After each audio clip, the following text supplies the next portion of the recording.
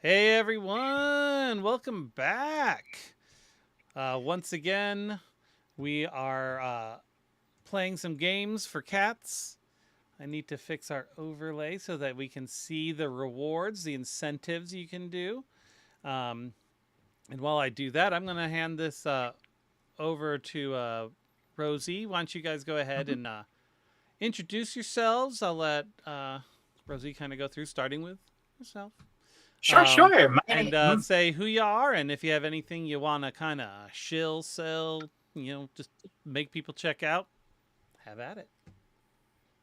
All right. Hello, hello. My name is Rosemary Banks. I will be your GM for our next game of Thirsty Sword Lesbians. I am a musician, creator, internet person based somewhere in Ohio. You can find music I make at bandcamp.com/rosegold. I believe I finally changed it to ROXEGOLD. You can also find my YouTube channel. I don't remember how URLs work for that, but my channel is also Rose Gold, spelled that way, where you can find the 2 episodes of the podcast that me and my friend, who is also here, do, where we talk about Pokemon movies. I think we lost the files of the third one. We did not lose the file for the third one. It's just taking me a long time. Don't call me out. We're live. Yeah, man, sometimes it just takes a minute. God. And don't check out the ODD podcast until like Monday. All right. That is it for me. If players want to go ahead and start introducing themselves. I guess I'll go ahead and do it. My name is Joanna. My pronouns are they, them. Basically, I'm a writer. I write primarily screenplays, but I like to dabble in other things, short stories, novels, things like that. And also, I'm also doing right now. I'm working on a tabletop game that I will be showcasing tomorrow at around noon Mountain Time. It's called Card Heroes. It's it attempts to take the worlds of like Yu-Gi-Oh and Bakugan and Beyblade and like card battlers and put that in and allow tabletop make a tabletop playing out of that. You can check out my stuff at Rhyme with Joanna or Rhyme with Joan, maybe. I can't remember how I've changed everything. But I'm on Blue Sky is where I'm mainly active. You can also check out my own personal website. You can see some of the screenplays I've written, some of the things I'm working on. But yeah, looking forward to this game. I guess I'll jump in. Hi, I'm Todd. My pronouns are he, they. I love collaborative storytelling and TTRPGs. I'm also a professional GM myself, or game master. You can find me on dmtoddbloom.com as my website. A lot of my games are up on startplaying.games. And yeah, that's mostly me. I'm excited to play some Thirsty Sword Lesbians. I'm Nisha Donaldson. I'm a vet tech for my career, but I have been a long-term TTRPG player, and if I ever get the chance again, I also do acting in local plays. So. And I'm Winter. I use she, they, they, or it pronouns. I'm not particularly picky. I enjoy playing a lot of TTRPGs. I would, tends to be more in theory than in practice sometimes, but changing that. So yeah, excited to play. Mm-hmm. All right. And I think that is everyone. I guess just to get a little preamble out of the way, the game that we're playing is Thirsty Sword Lesbians, which is a powered by the apocalypse flavored just kind of narrative storytelling game. But For those of you watching stream, you can see that we have 3 reward tiers. The first one for $1 is to grant advantage, which is very straightforward. You can allow people to re-roll and take the higher. At $5, you can grant 2 characters a string. Strings are a thing in Thirsty Sword Lesbians that help characters like influence and kind of entice each other and develop relationships around each other. And then at $10, you can grant someone a new power from their playbook. And I think that's just about everything out of the way if people are ready to begin. Hell yeah. Let's do it. Okay. So, to set the scene a bit, each of you sorry, let me find myself.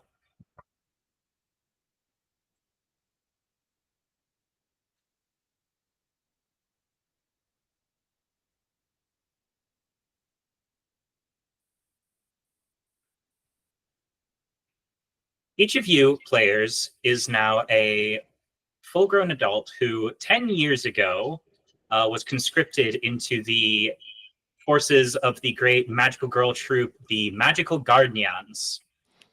You met with a talking cat who told you about the war between this world and another one known as the Colorless Kingdom, a different dimension ruled of black and white beings. And each of you was granted a magical cat ear headband that would allow you to transform into a powerful warrior to fight the forces of the Kingdom of Monochromia. That, however, was 10 years ago. And 10 years ago, you defeated the leader of Monochromia, the Black Queen. You reinstilled the former Queen Alicia to create the Great Rainbow Kingdom, and you sealed the gate between this world and the other.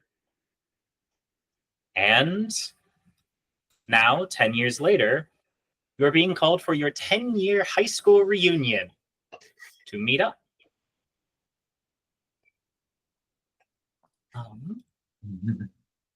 The reunion is being held at your old high school in the gymnasium/auditorium. And it's pretty light, kind of like semi-formal event. And if each of you wants to introduce yourselves and how you arrived, you may feel free to do so.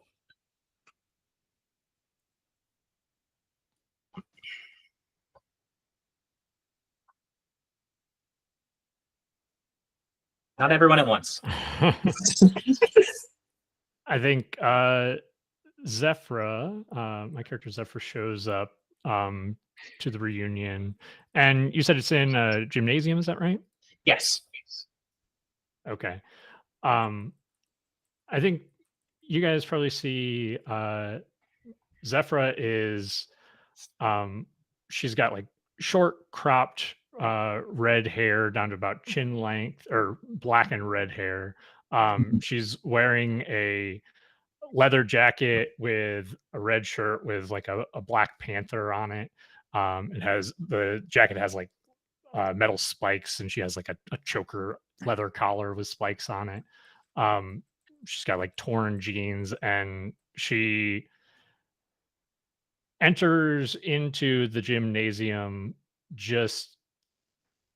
There's this measure of like almost exasperation coming from her, where she almost seems like she doesn't want to be here, but she's also looking around as if looking for some specific people, and she kind of goes in, not really giving anybody else the time of day, but I think if she spots any of the 3 of you, that's who she would be looking for specifically.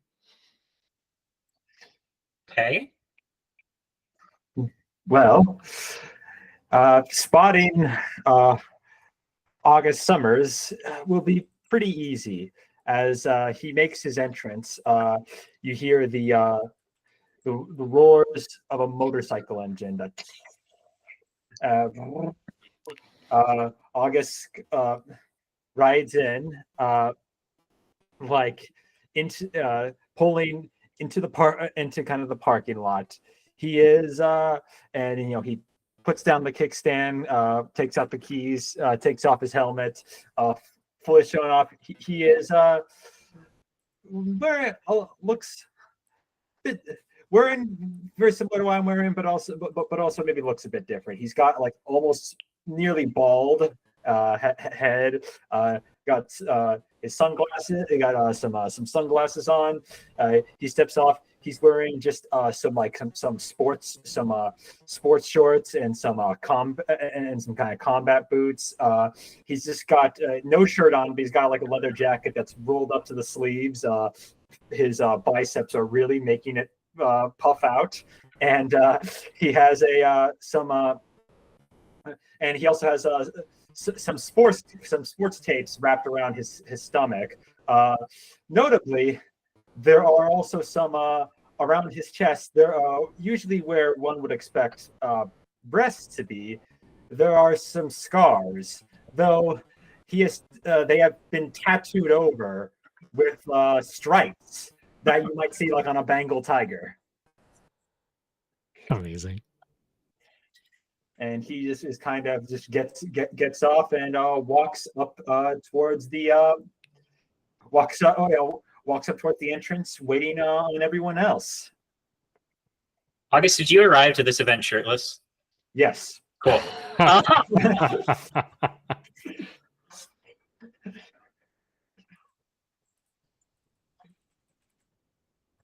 right. I think it's a bit later than most arrive, fashionably late, if you will.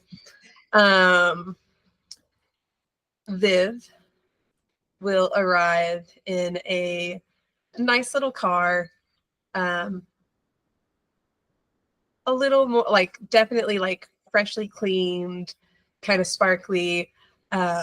She gets out and she is in this very formal little kind of tight-fitting dress with the slit around the chest, short with the slit and fishnets, the stiletto high heels with the straps, everything. The second she walks out, people are already saying hi to her, and she's glancing and she's saying hi, and she's walking and she's pretending to be very polite and generous, even though she is also looking for all of you. She will probably immediately clock Zephra and pretend that she didn't see her. Excellent. All right. And my character, Estelle, probably came in around the middle of the pack, not any particular time, with a very kind of subdued dark gray hoodie, with like a bright orange lining that you can see peeking out of the past the zipper and along in the hood. Just fairly standard jeans, nothing out there. Upon walking in the room, just kind of trying to take account of everything that's going on, very much like clearly not knowing quite what to expect.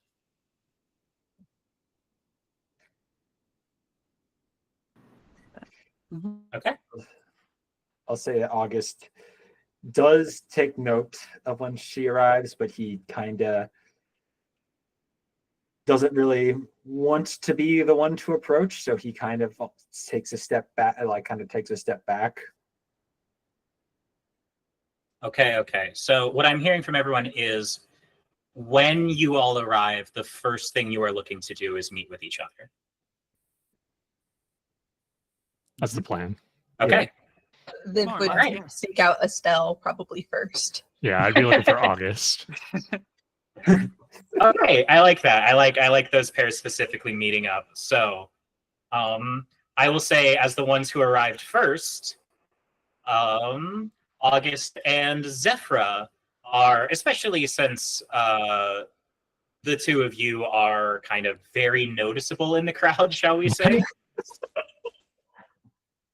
Are very easily able to notice each other across the room and are able to move towards each other.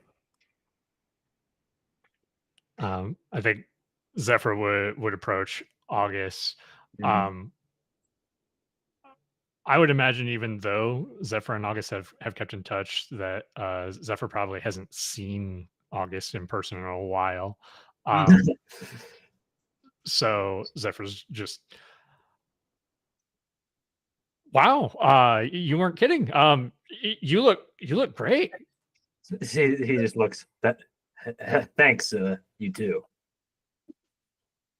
Thanks. And you can see Zephyr, as you get like a closer look, she's got like dark circles under her eyes, and she looks a little bit like unkempt. Her clothes are kind of like disheveled. He's just like, so you made it. Yeah, I guess. I mean, I don't know what the point of these stupid things is, but I mean, I guess at least I get to see you and Yeah. See the others. I hope I'll be able to. He looks and says, I haven't seen Estelle since our last battle. You know, I've been afraid to face I've been afraid to face it ever since. Still quite nervous right now, to be honest. Isn't that funny? I'm an MMA fighter. You know, they always got word. You know, they always said that, like, oh, if the trans enter the sports leagues, they'll take over. And you know, I guess I'm not helping that concern. I've just knocked out every cis man that's ever come across me.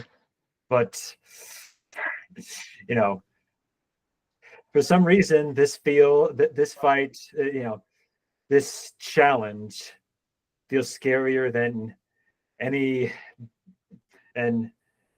scruffy beard beefcake, some roided up beefcake that can whatever that they can throw at me. You know, at least that time I always know, just dodge. We just got a $25 donation from B-Baller in the Big Leagues.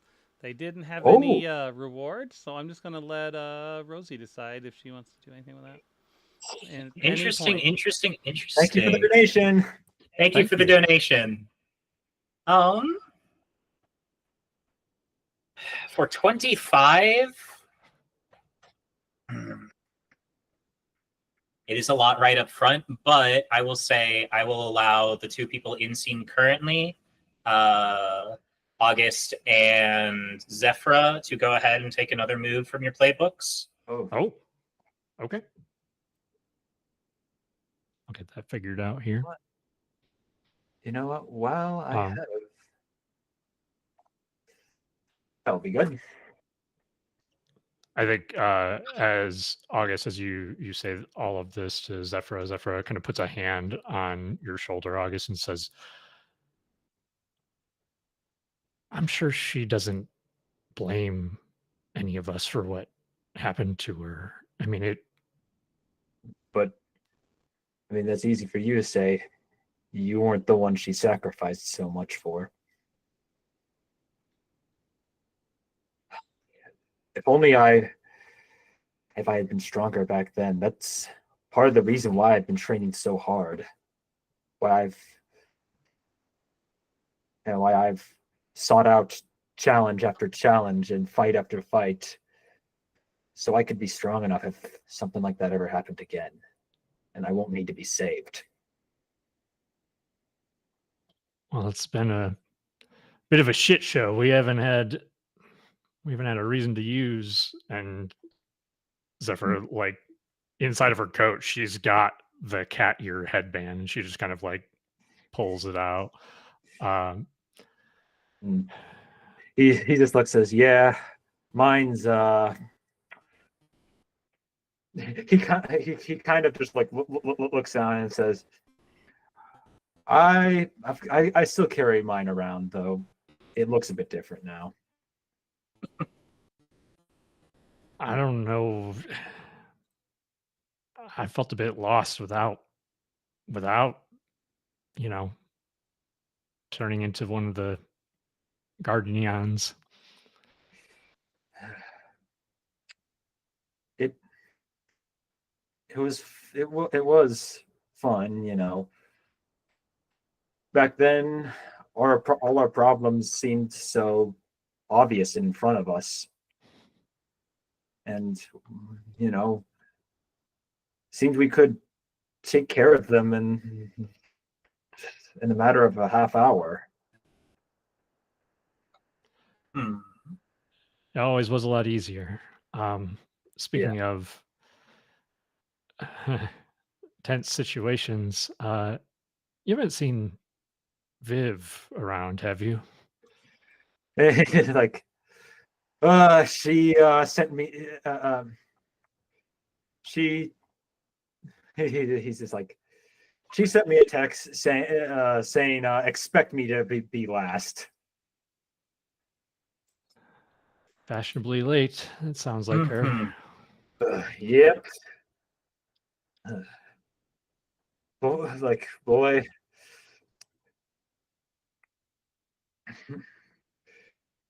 I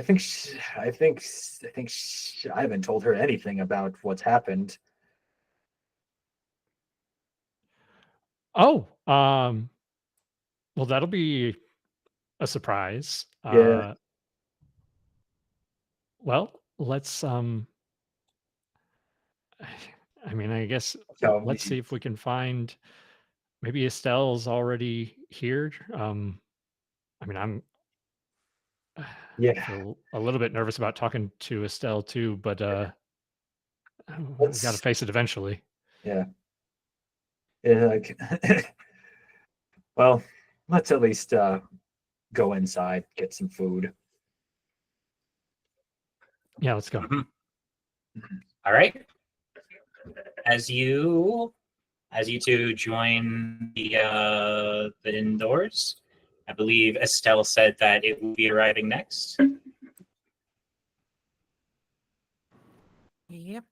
And I guess the question I have for you is, do you immediately approach the others, or are you more like staying back?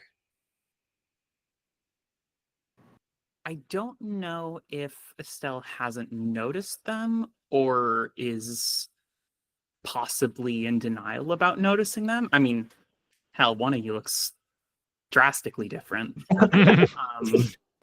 But either way, it's definitely just kind of hovering a little bit, not really sure what to do or where to go. Presumably until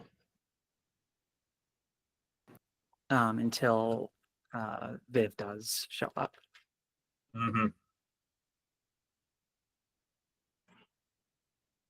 Okay.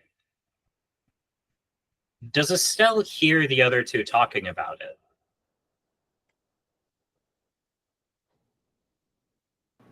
I don't think so. Okay.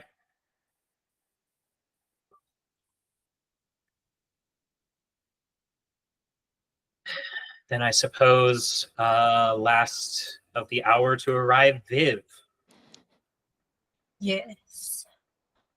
As I said, Viv is going to be making her polite hellos to all of these people as she walks in. Immediately clocking Zephyra, looking around, probably doesn't even notice August, because again, very different. Notices Estelle kind of hovering and immediately just like struts up, takes you by the arm, Estelle, it's been so long. Oh, it's so good to see you. You look amazing. How have you been? Oh, it's it's nothing. And she's like clearly a little bit, I guess, flustered by the sudden, like, spotlight, I guess. Also, again, seeing someone that she has not seen in a very, very long time.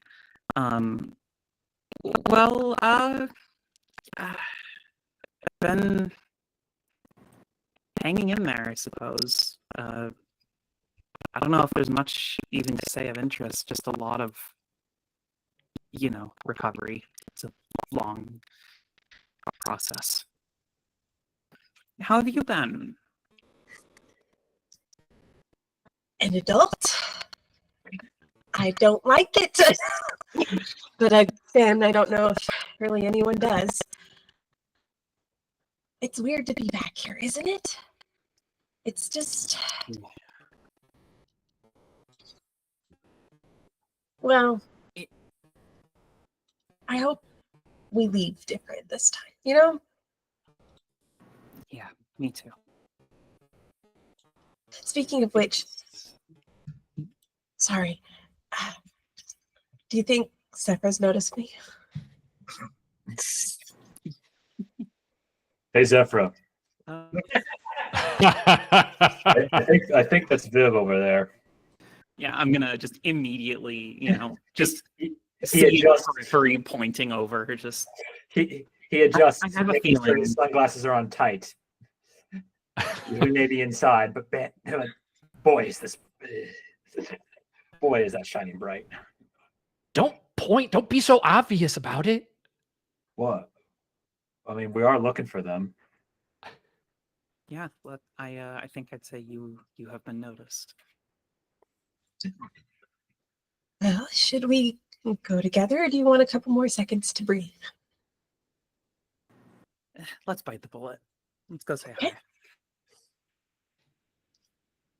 hi. Okay. And so the Guardians have reassembled. I think Zephyr would probably kind of walk up, approaching Estelle first, somewhat deliberately. Just kind of like trying to act casual, probably failing, like looking around like, oh, hey, glad to see you guys. How's everything been going? Oh, just I don't know. It's a lot of stuff can happen in 10 years. Tell me about it. It's certainly been time that has passed. August? Oh wow, you know my new name. I was half expecting you. Nah. Well, it showed up on my phone randomly, and I was like, am I texting the right person? Yeah. No. Yeah. That is. I'm on it, but yes, he just looks to he looks to Estelle and says, just in case you haven't heard, you knew me as April back in high school. The tough tomboy. Well, now I'm just a boy. Neat. Looking good. Damn. He's like, yeah, thanks. You don't look too bad yourself. How are you? How are you doing? How are you holding up?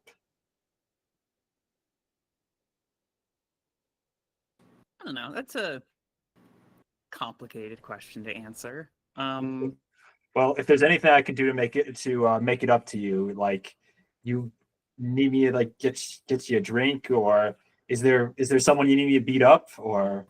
No. It's okay. I appreciate the effort though. All right. Just it's a little new seeing everyone all together again. So Yeah. different. I mean, all of us, some in more obvious ways than others, but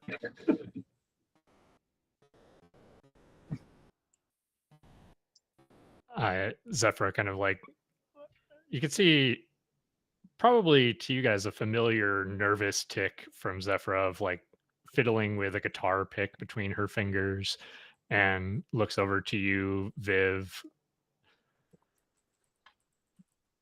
Hey, Viv. It's been a while. How's everything been with you? It's been good. I'm just trying to maintain life. I decided to become a makeup artist. Oh. And I can see that you've been doing decently well for yourself, Zephyra.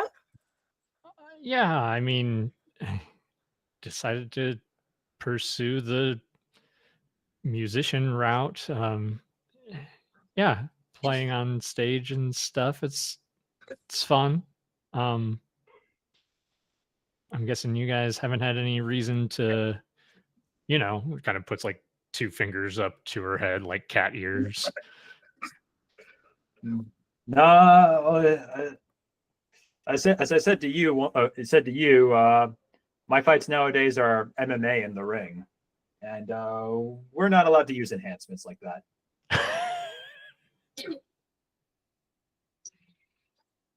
Always has suited you. Yeah. Mhm. No. While all of you are having a nice time catching up and conversing, Estelle, as the one who perhaps is being the most quiet in conversation, and also the one who is most used to tactically analyzing your surroundings, you notice there's something off about the collection of people, the other students and teachers at this reunion.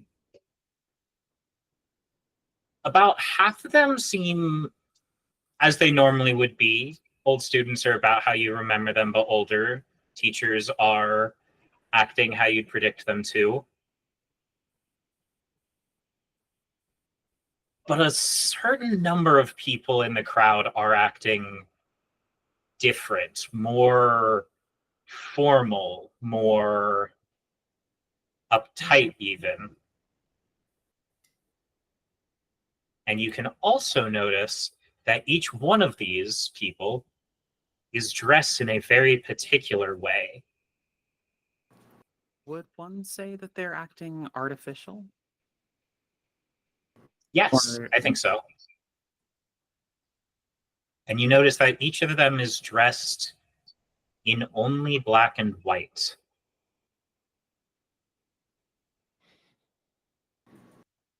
I think upon realizing this and taking a bit of a double glance, like strafing around or scanning the room, really making sure that I'm certain that something's actually off, Estelle will immediately, like, I guess, well, look panicked, frankly. Panicked, guarded, like,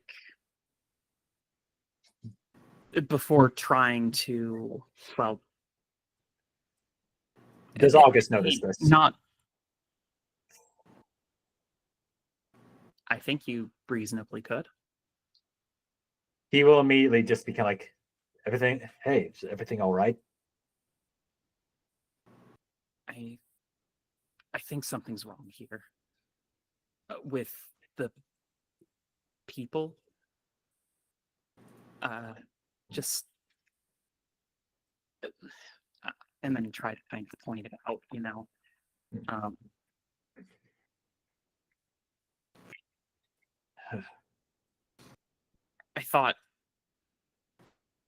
I hoped I was just making it up, but this doesn't seem. The ones in the black and white only. Do you know any of their names? Do you remember any of them?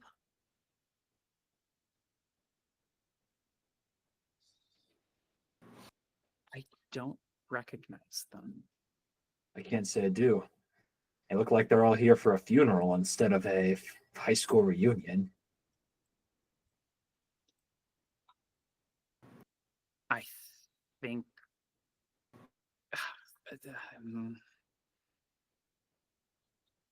I want to say we need to leave, but He's like, you can hang back. I'll take care of it.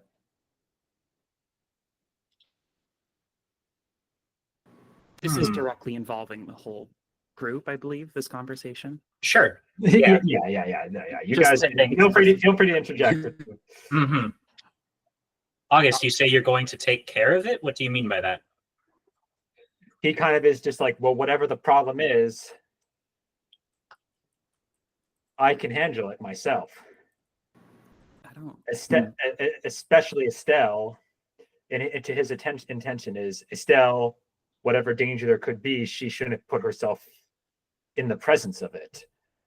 So August is basically just trying to both of like, I'll take care of this. You just get going. If you want to leave, get going. I'll handle it. I can still handle myself, August, in spite of what happened. I mean, are you thinking it has something to do with our past? Like, because we defeated the queen, our portrait's still here, right? Or she'll immediately kind of look around for the portrait. The mural, right? The mural. Mural, Mhm. yeah. Right. Yes. At the moment, the auditorium section of the room, the curtains of the stage are still fully closed, and so you cannot see the back wall where that mural had been painted.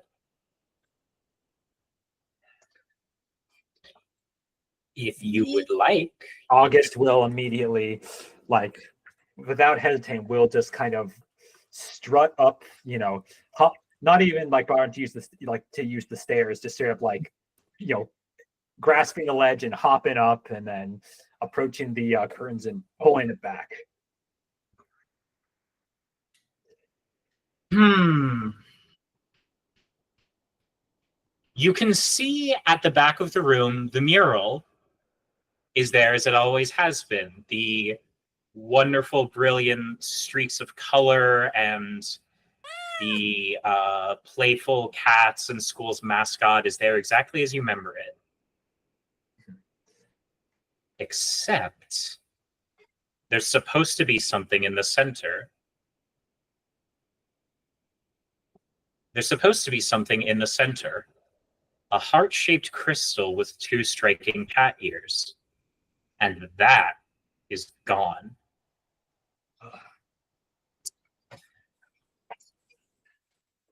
Okay. Now, August ran backstage alone, correct? Unless someone quickly followed from behind. August didn't wait to see if anyone did.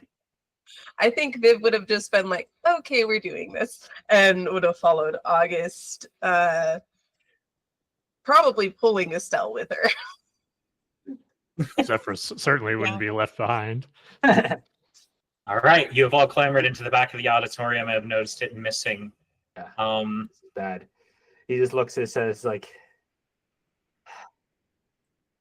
Viv, get Estelle out of here. I'm gonna find out what's going on. Reiterating, I can handle myself. I know, but We don't. It's like what if the queen is back?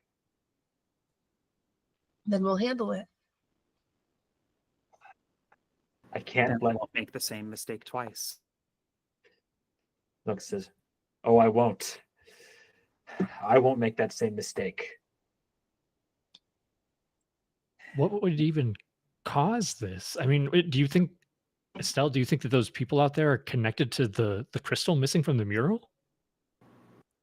I think so. Both of those things are wrong.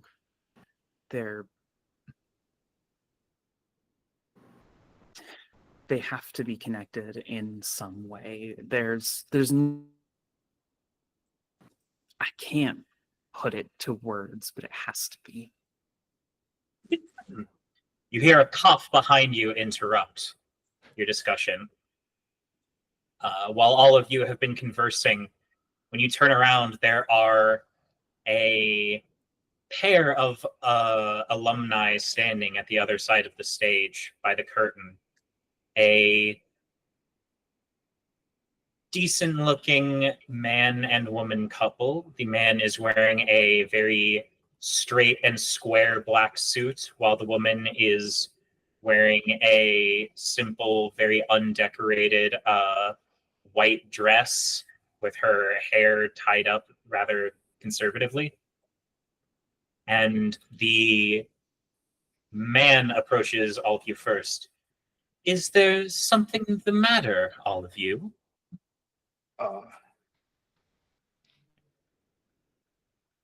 I don't think you're going to find many people to reconnect with here behind the curtain. Why not go out and join the others? We were just admiring our old mural. Is that so wrong? Was it changed over the years? It looks a bit different. The woman speaks up. Changed? How would one change a mural? I don't know. Paint over any it? any sort of changes, removals, additions, anything that change is a pretty simple concept. Has it been changed? The man coughs again and steps forward. Listen, there's going to be a presentation at this stage soon, and this area for the moment should be restricted. You need to leave and join the others. I'm sorry, I don't think that we don't recognize you. Are you with the school? You don't recognize me? Zephyra. I'm hurt. Oh. Yeah, question. Do any of us recognize either of these two? No. To the point where we would know that we should recognize them? Maybe. It's hard to really recognize them at all. You maybe get the sense that you've seen their faces, something similar to them somewhere, but you're certainly not able to place a name, and you're definitely not able to think of if they resemble any students that you went to school with. They just sort of seem generic. So, by student, you mean they look like they'd be our age? Yes, they do. Okay, so looks and says, August says, remind me again, who are you? Yeah, I'm sorry. I know almost everyone from our class, and I don't remember you. The woman clutches at a pearl necklace around her neck. Who are we? My. Viv, we are the remnants. And as she says remnants, she looks up and you can see that her eyes have gone completely white with a single black beeline pupil in the center.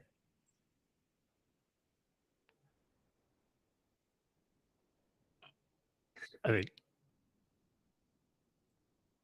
Zephyra is kind of like reaching into her jacket, grabbing onto something, says, "Is this going to be a problem?" August ain't dropping on. He is entering fight stance.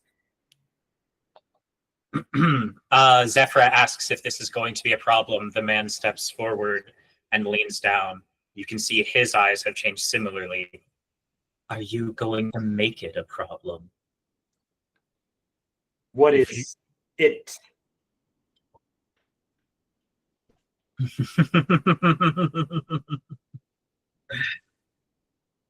Do you really think that you can stop us, Guardians? I think at the mention of that name, like whatever amount of restraint, might not quite the right word, but whatever hesitance there may have been in gone. Like, this is full. Oh, okay, we're actually doing this now. Mode. Yeah. Mm-hmm. I don't know if I would have. I don't know if she would have access to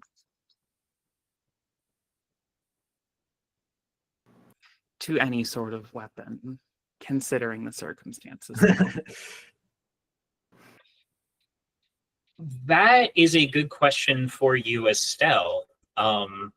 Zephyra and Viv have held on to their headbands. August has this, though retooled. Do you still have yours? Yes. You do. Good. As these kind of two figures, this man and woman, continue approaching, you can see their figures kind of starting to change and shape.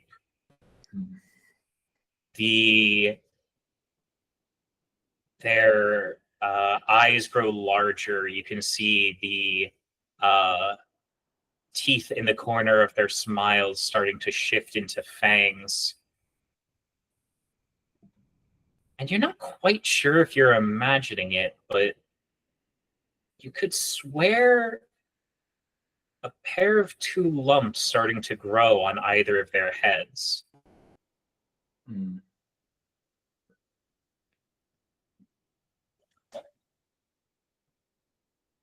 It's like,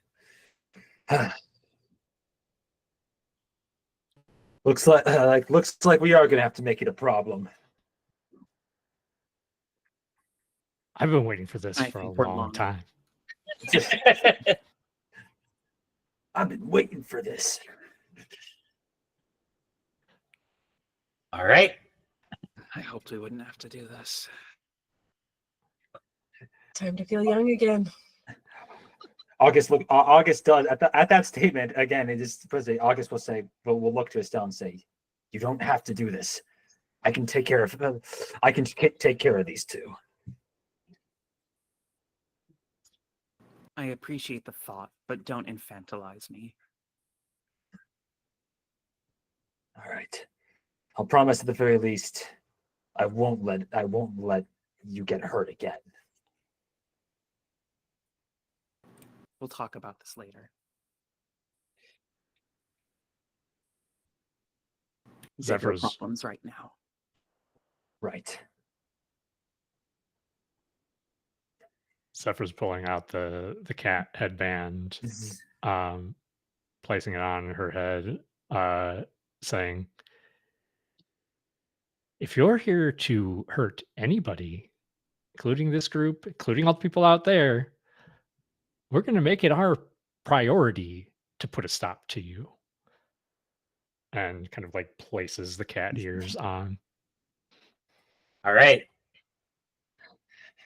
Transformation sequence? Zephyra, yes. Zephyra, the first to place her headband on. If you would like, you have free reign to describe your transformation sequence. Okay. Then with that, Zephyra places the cat ears atop her head, and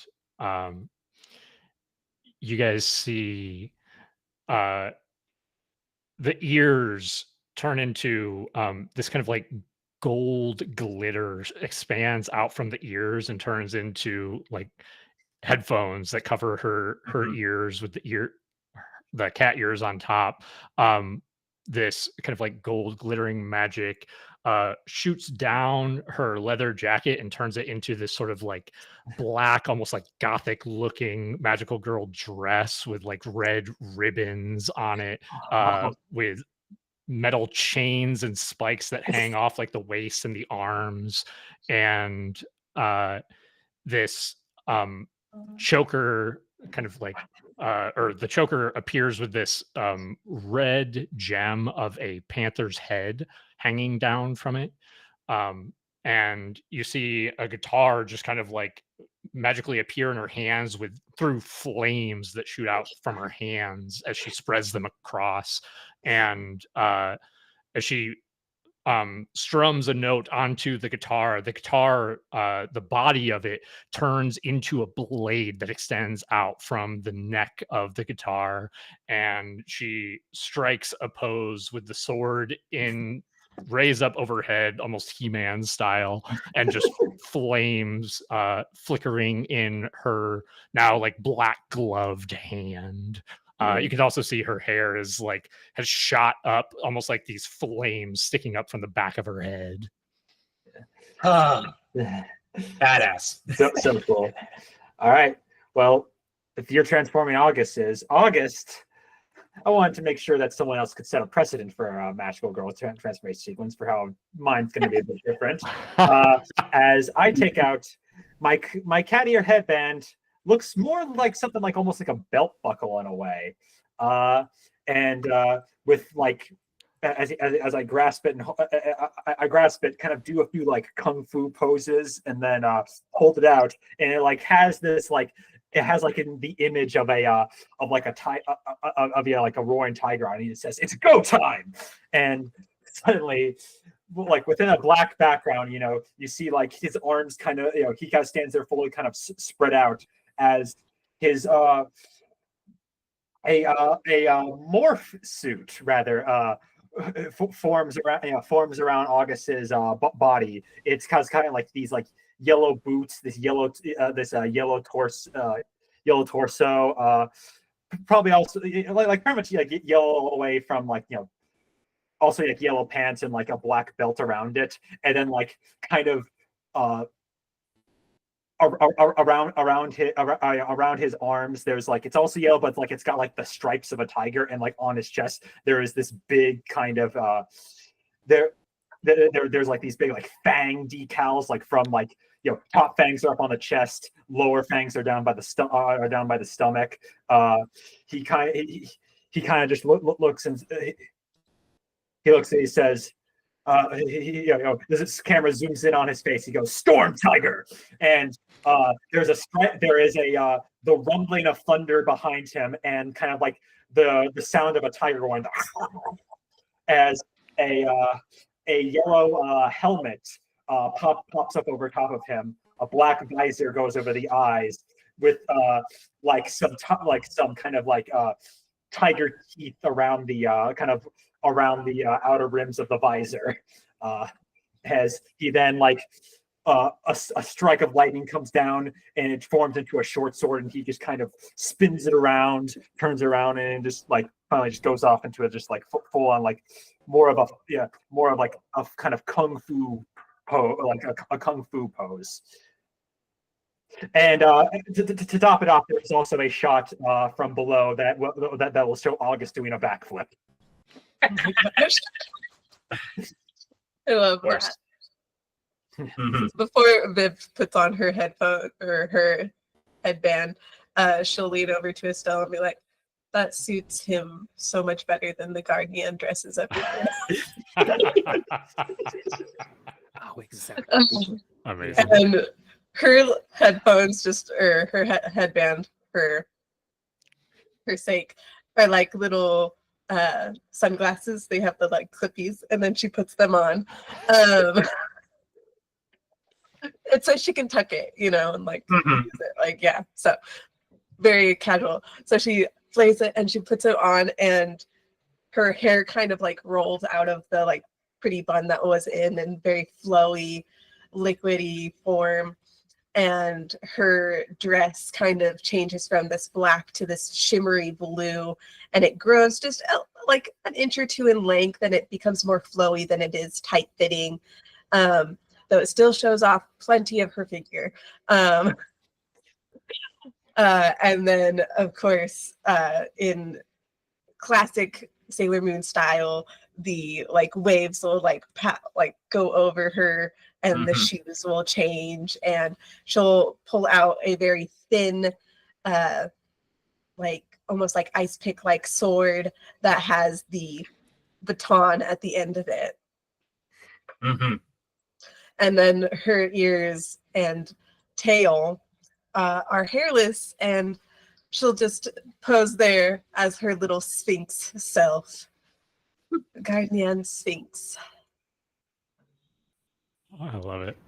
And then I suppose Estelle will look upon all of this, and from her hoodie pocket will grab a small little a small bracelet with a cat ear motif on it. A small silver bracelet with little orange accents. And place it upon its wrist. At which point the inner lining of the hood, as well as the kind of shadow below the hood cast on the legs, begins to kind of glow a deep orange, but the otherwise like grays and blacks remain the same. She'll begin to like zip up the hoodie.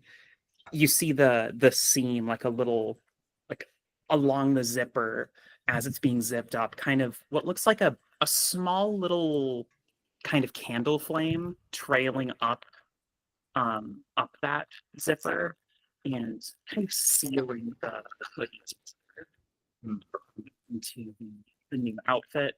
And when it reaches her chest, it expands outward into a kind of web like shattered glass with like a single noticeable like point in the center that it's all emerging from.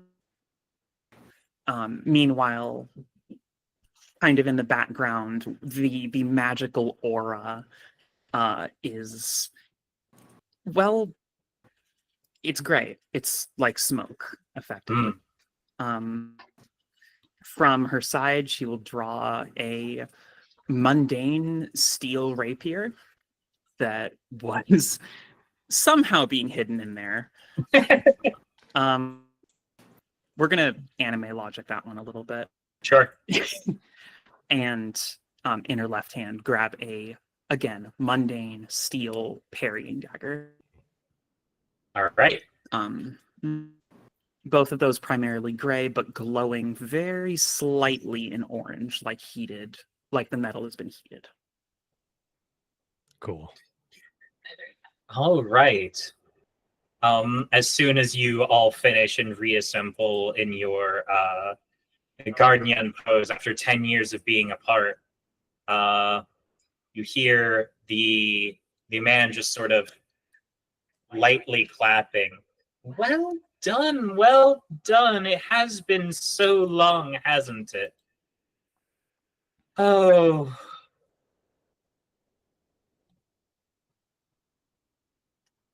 You know, I remember hearing stories about the great warriors. Guardian Panther and Sphinx and... Forgive me, you're new. Who are you? He looks at August. He looks and says, "Oh, it's like, oh, don't worry." He says, I've been here for a while. Let's just say testosterone did something to my did something to my transformation. Yes, it's like He just looks and says, "Just call me Storm Tiger."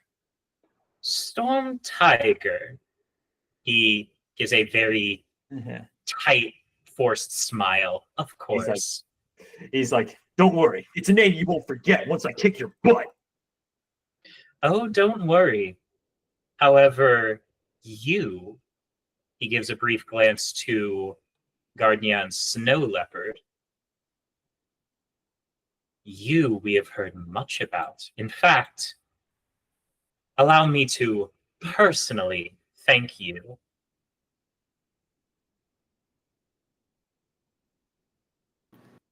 Estelle's like glancing around in He will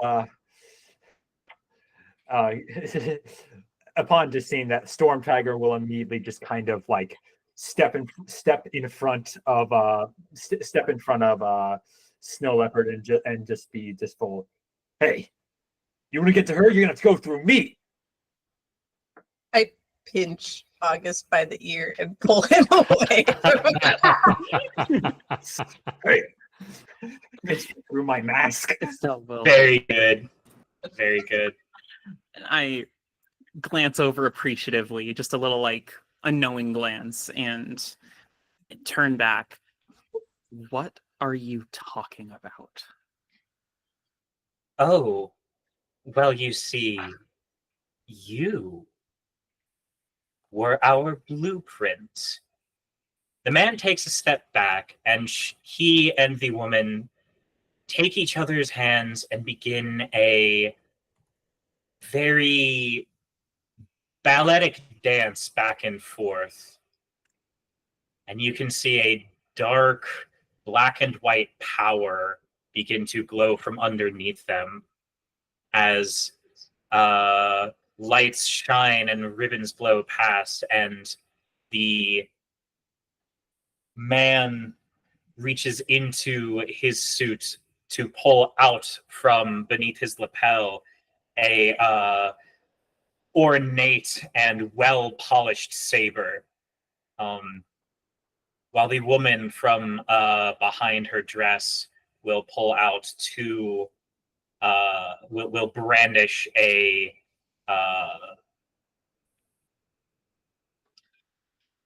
pair of long and very sharp knives that she has pointed at you.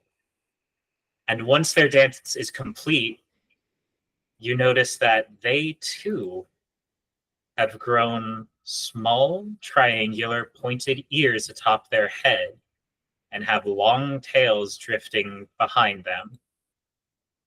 Forgive me for such a delayed introduction. You may refer to me as Vilnian Tuxedo. And the woman gives a similar bow. And I, Vilnian Harlequin. And we shall be your end.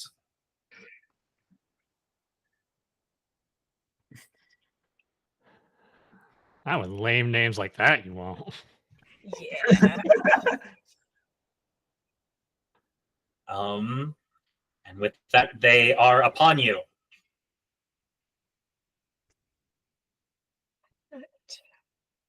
All right.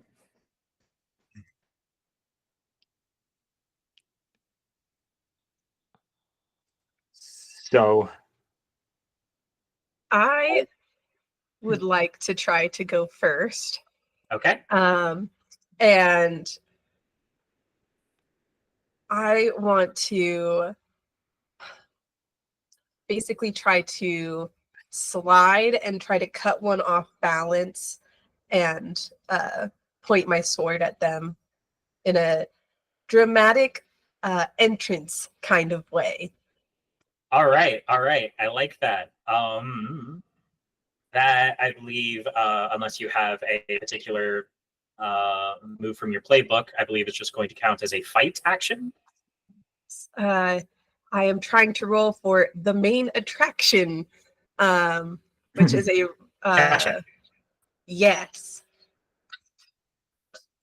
So let's see. It'll be a grace roll. All right.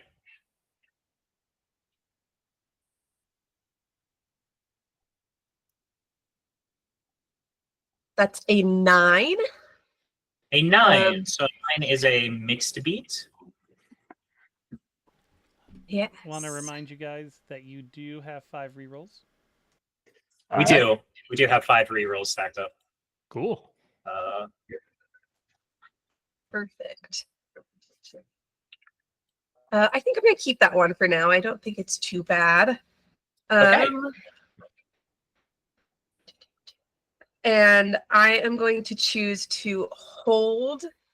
I guess I'll go towards Harlequin. I'm going to hold her attention.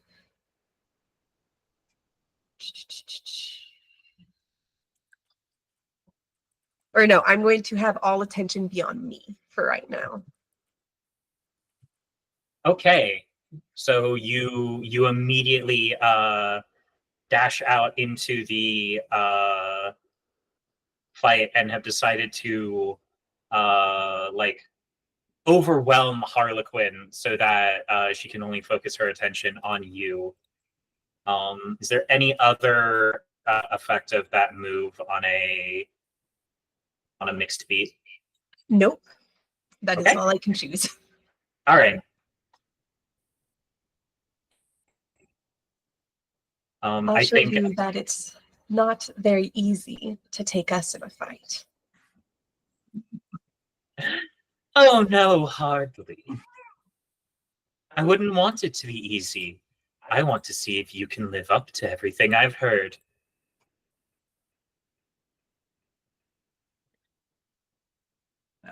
Going next, August will kind of drawing us heading towards was it Villignan Tuxedo?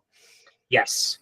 He'll look to the others and say, "Listen, I've got an ace up my sleeve, but unfortunately, I don't want to summon it in. Like I don't want to bring it out indoors. It could bring the whole building down. So if we can find a way to get this fight outside, well, let's just say I'll have a pretty easy way to victory." And as after he says that, he will just kind of rush forward and he will jump forward, do a somersault, roll forward up to Tuxedo and start trying to we'll start off trying to hit him with a roundhouse kick. Okay. Is that a move from your book, or are you just going for fight? I'm just going for fight. You're just going for fight. All right. You can, I believe, with that kind of blunt of approach, roll daring. All right.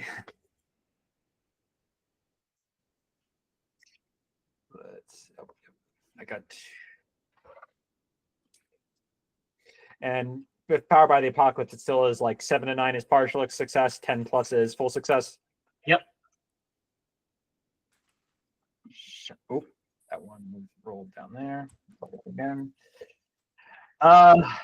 When we use those rerolls, can we reroll like 1 dice or 2 dice? I'm going to have to insist the reroll is both dice. Very, very well. Because that was a 1 and a 2, so I'm going to use up one of those rerolls. Go for it. Oh, there we go. Much better. That is that's 2 5s plus a 1 to my daring, so that's an 11. An 11. Nice. All right. Yeah. So since you have successfully gotten a 10, you can describe the effect that you have on Villignan Tuxedo, as well as choose 3 from the list of effects that your fight move can do. All right.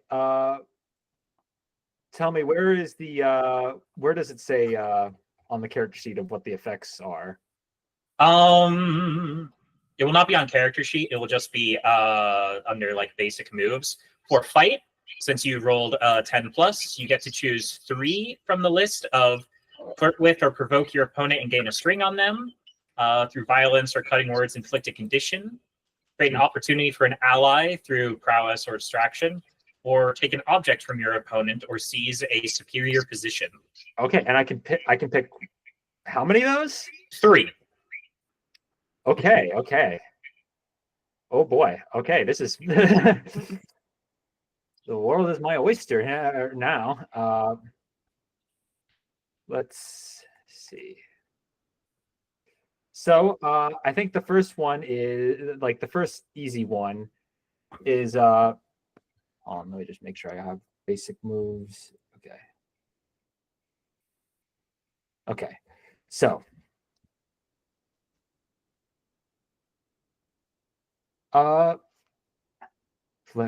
we'll go ahead and well, the book says I have the book right here. It's on my other monitor. It says choose 2 and your opponent chooses 1. Oh wait, no, that's 10. That's on 7-9. On 10 plus, you choose 3. Yeah. Okay. So your opponent chooses 1 to apply to you. All right. You know what? So through violence, as the kick connects fully, hitting Villain Nyan Tuxedo right in the cheek, as like he kind of has a and he goes down, going from tasting my toes to tasting the ground, and falls down. So like a full on like a very direct hit. I will call that. I'm definitely going to use the inflict a condition. Okay. I believe GM gets when I ran masks. It was Yep. So I will figure out that condition. I feel like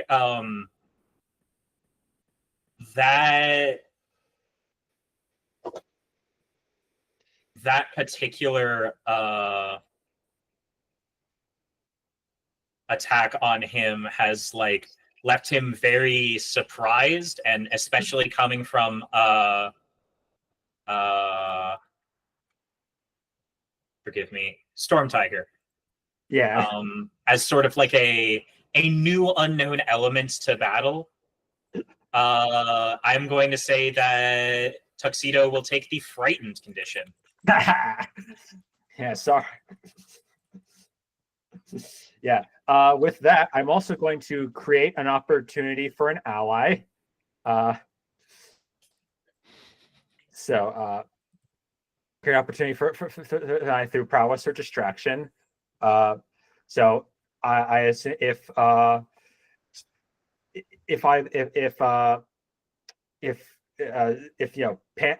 Panther or Snow Leopard wants to use this opportunity, use opportunity, that's that work well as also. And if I can take an object, what was the sword he has?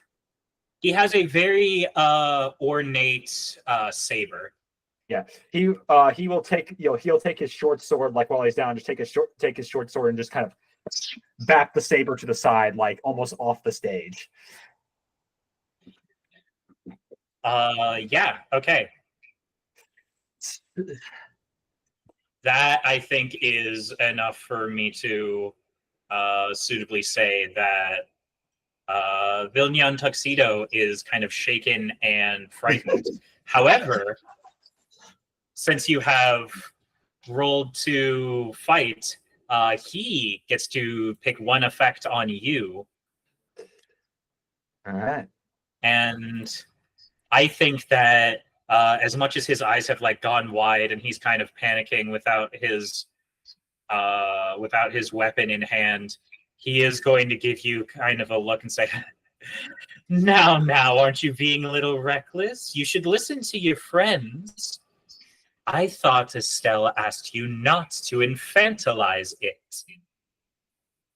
And at those cutting words, Storm Tiger is inflicted with guilty. Okay. Awesome. Anyways, he will just kind of, he's like, he'll just be careful.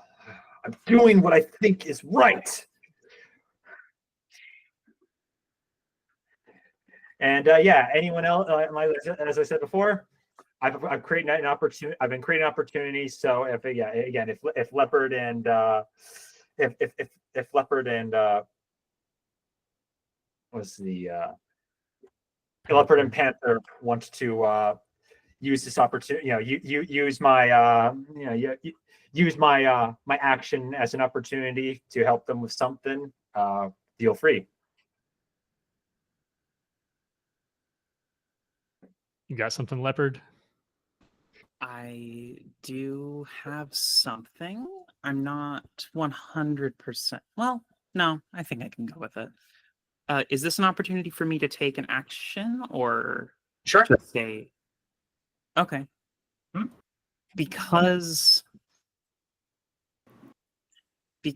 I think I think I'm also going to take a fairly aggressive approach. Mhm. Asking, or I guess, what do you mean I'm the blueprint? What are you? And very much try to, like,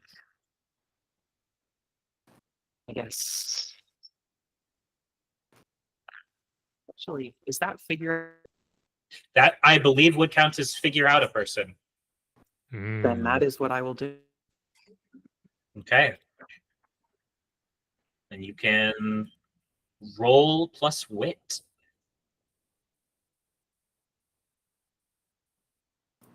All right. Let's see. That's 7 plus 1, so that's an 8. I also have a, I guess, perk. Whenever I figure out a person during a physical conflict, I may ask an additional question from the list on my playbook. This is absolutely a physical conflict. By all means, ask away. Yeah. Okay, so that's a 7 to 9. So that's like, what do you hope to get from encountering us here? Or do I give all the ones I'm asking first, or do I? I think we can do them in whatever order feels right for conversation. So just at first, you're asking what do you hope to get from encountering us? Yep.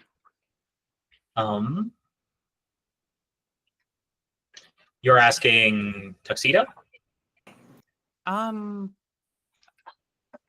No one in particular.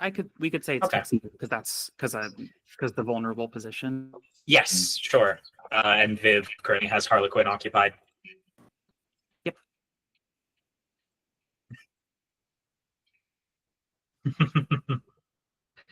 What we are hoping to do is what Monochromia has always hoped to do, to spread equality throughout all worlds. If you're attacking you specifically, we simply mean to get rid of the one thing that stands between us and that goal.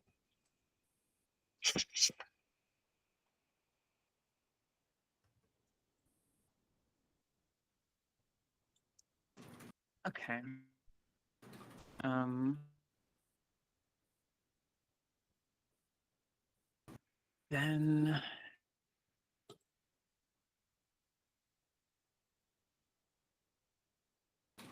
Then I guess this is probably closer to what are your feelings towards us, just in terms of which question, but framed more in.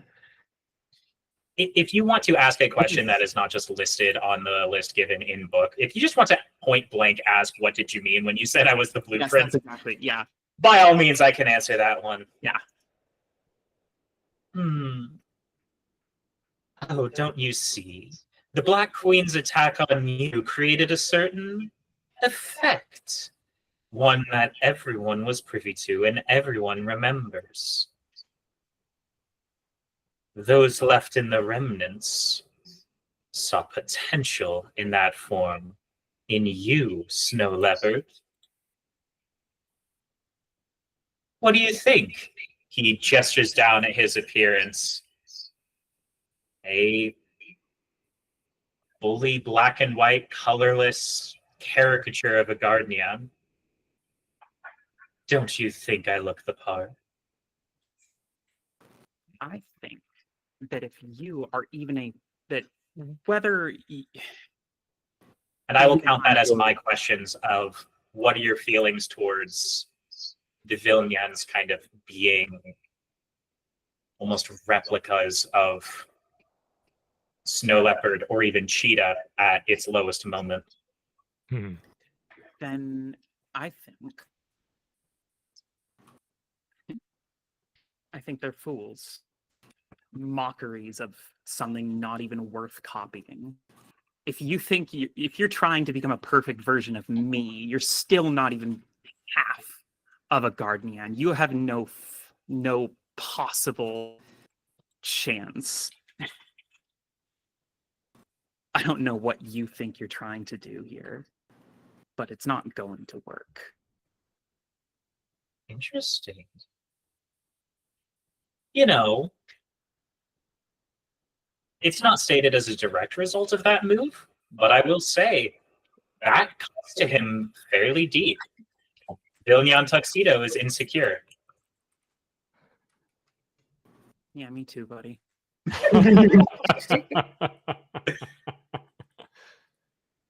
Awesome. Then can I round this off with one of my own? Or wait, no, it was the additional question I got from my own playbook. Or was that additional as in I can choose from the book? You can ask another question.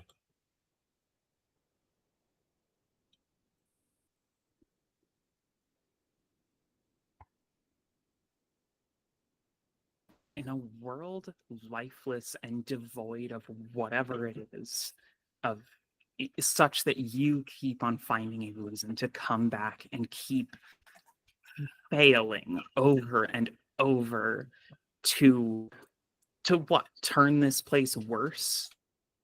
You know, who will mourn you when you're gone? Who do you have that gives you a reason to fight, or are you just hollow like I think you are? Ooh. That is specifically who will mourn you from my playbook. Yes, yes. Who will?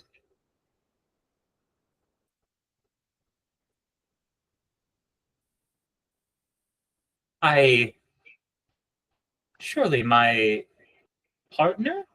He glances over at Harlequin, continuing to duel with Viv, who is not even paying him mind. I'm uncertain. Enough!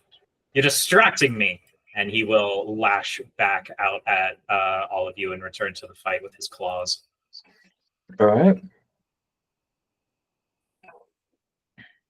I believe the only one who has yet to act is Panther. Yeah. Yeah, I will. I think I'm going to leap at Tuxedo and say,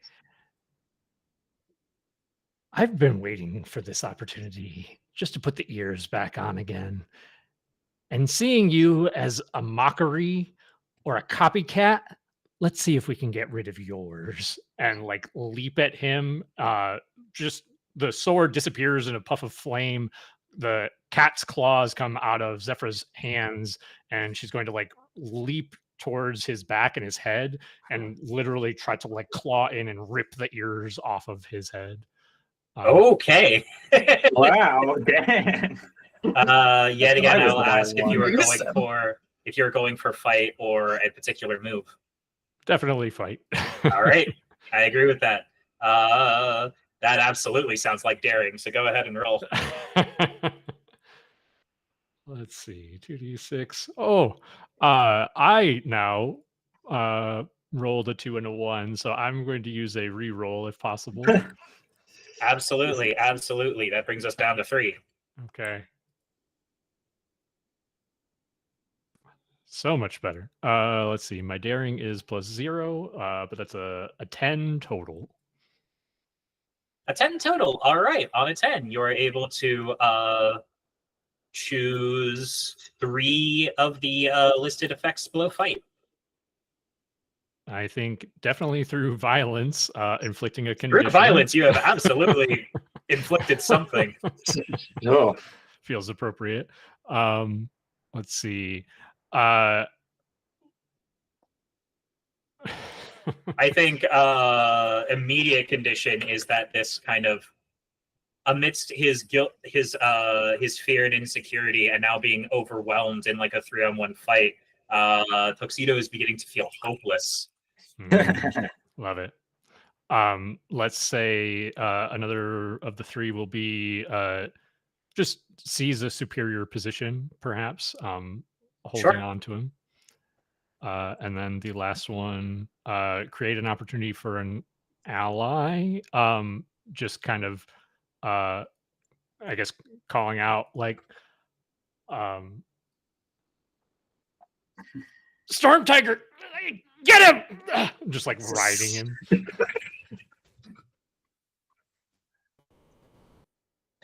Okay.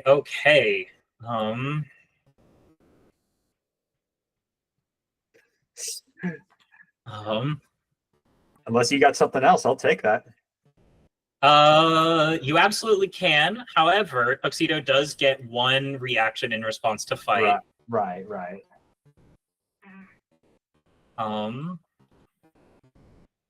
And I think in the midst of that fight, while everyone is focused on him and giving everything to fighting Tuxedo, he will glance over at Harlequin and just yell, "Quinn, the curtain!" As a way of creating opportunity for his ally through the distraction of having everyone fight him. Okay. Not quite. Yeah. So I will say, because he is kind of using himself as distraction via human punching bag.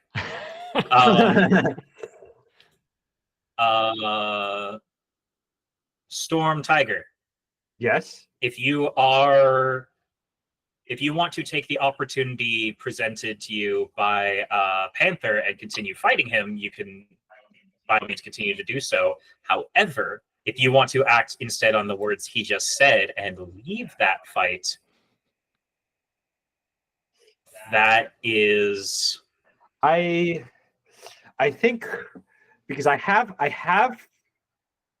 something in my, like I have something in my, I'm kind of gonna go with a bit of the sort of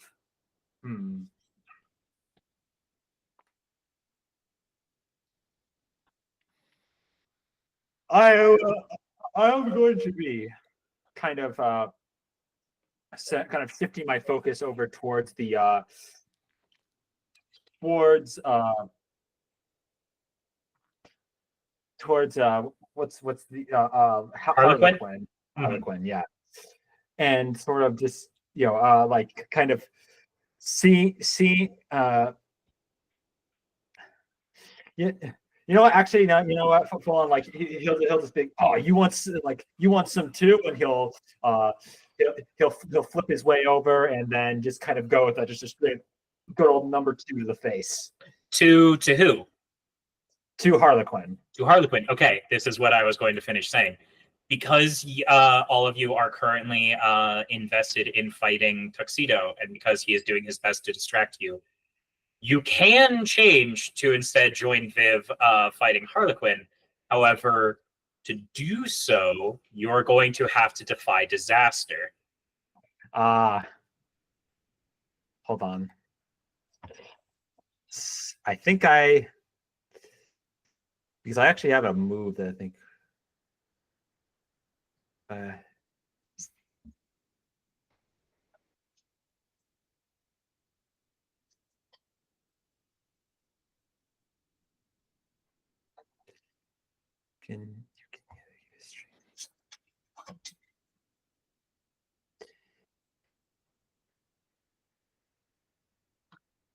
okay. So here's what I will do. I'll roll. I'll go ahead and I'll roll to divide. I'll roll to defy disaster. All right. So, And I get to pick what I roll this with, if I'm reading this right. You can, yes. I will say that what you are sacrificing is sort of just your involvement in the fight against Tuxedo. Okay. So I will go ahead and I'll go use the swiftness and elegance, trying to go here, quickly, fast, and just kind of hop in my way over. So I'll be rolling with grace. Okay. There you go. That's not bad, because a 5 and a 4 plus my 2 grace, that's another 11. All right. You are able to do it with style. Yep. And thanks to my ability, Gallant Rescue, when I defy disaster that's about to befall someone else, I can gain a string on them. So I can go ahead and give myself a string on Viv. Sure. Absolutely.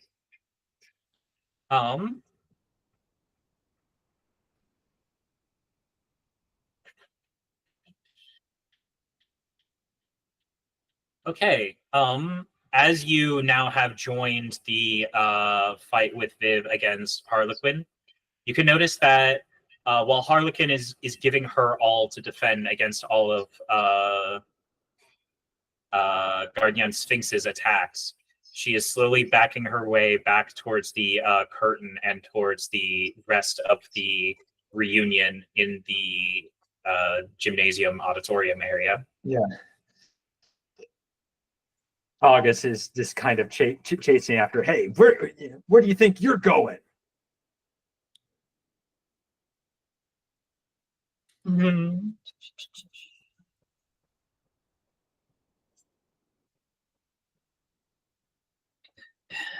Where am I going?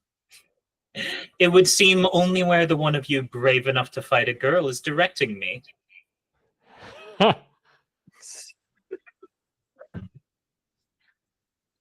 Oh dear. I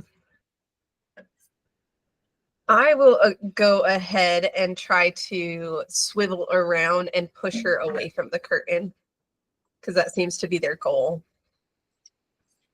Mm-hmm. Okay. I will say that is probably also going to count as defy disaster. You're not really certain what it is that they're trying to bring about, but you know it's not good. Okay. Ooh.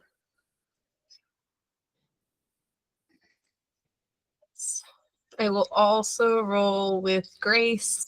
Mm-hmm.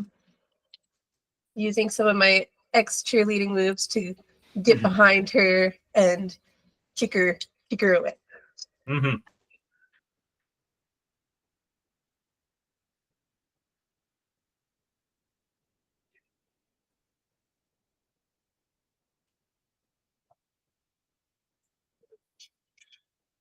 Okay. That's a 9, but I think I'm gonna use one of those rerolls. I think I can roll higher. Okay. Get it. Down to 2. And I went down 1. It's an 8. Oh no. Ooh, at a 9. Okay. Ugh. Still a partial success. Still partial success. However, I will say that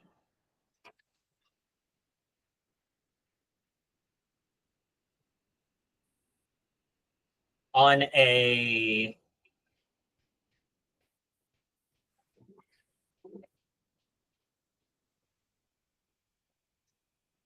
9, you are able to kind of maintain her attention in fighting and are able to pull her away from a curtain. However, amidst battle, you can see that she is very much keeping up, and her moves are starting to keep her breaking a sweat. And she says, "It's been so long since I've danced with someone so enticing as you. And through flirting, we'll gain a string on Sphinx." Oh. Okay. Oh yeah, we can get strings on the NPCs as well. You can flirt with your enemies. That's like the whole point of this game. Absolutely. Forgot about that. Yeah, that is indeed the thirst in Thirsty Sword Lesbian. That's right. Indeed. However, as everyone is focused on their fighting and you're beginning to gain the upper hand, from just beyond the curtain, you can hear this loud noise as a menacing streaks of black and white light shoot out from underneath the base of the curtain, and you can feel like a gust of wind blow from beyond it. The two villains kind of give each other a wink and said, "Works like a charm," as they kind of, while everyone is distracted by whatever's going on behind the curtain, they will kind of acrobatically jump out of battle and say, like, "It has been fun meeting you all, but I'm afraid it's ta-ta for now," and we'll duck out behind the curtain. Well,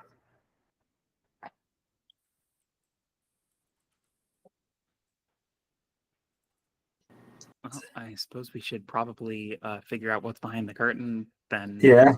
You can hear a great commotion coming from the other side where the rest of the congregation is. No one just flirts with me like that and then leaves. I'm heading towards them. Yeah. Same. I'm No, August is full on. Just get back here. Zephyr's following. Okay. All of you run to the other side of the curtain, just in time to see the villains jumping in through the gateway to monochromia that has opened up in the central floor of the gymnasium, as like onlookers kind of frantically run about and confusedly stare in horror at this rift between worlds that has opened in their old school. August will kind of look and say, "So, back to monochromia. Perfect. I won't have any concern for collateral damage there."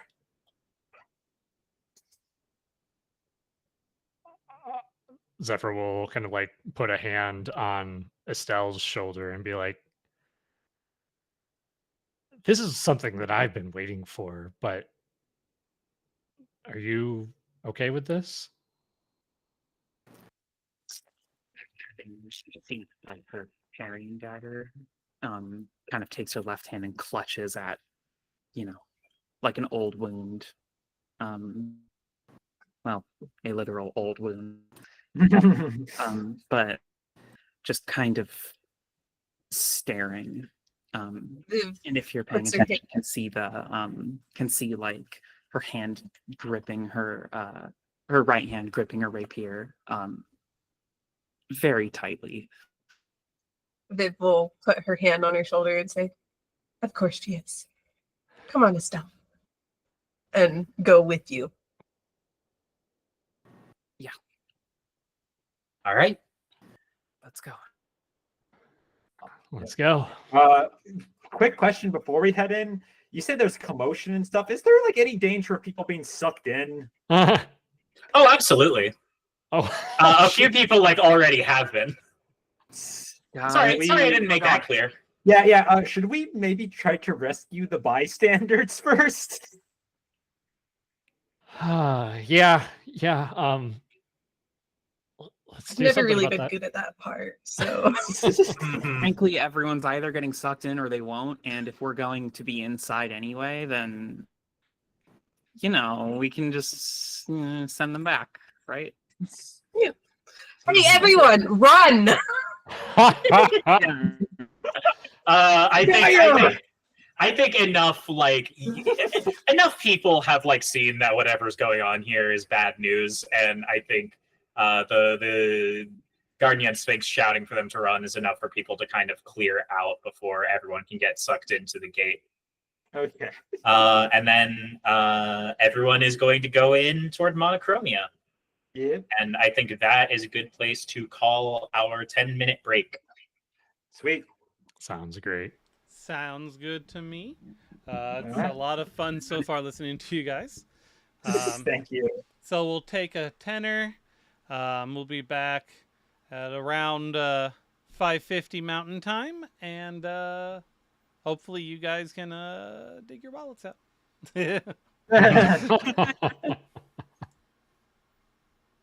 All right.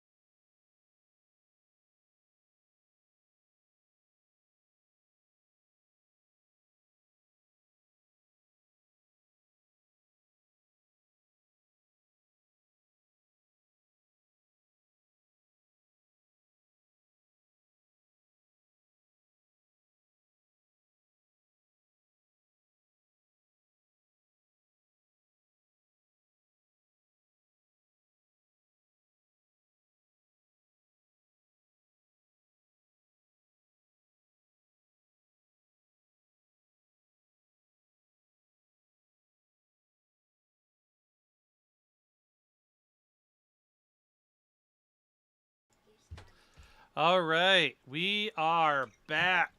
Let's see what's happening in that portal. Okay.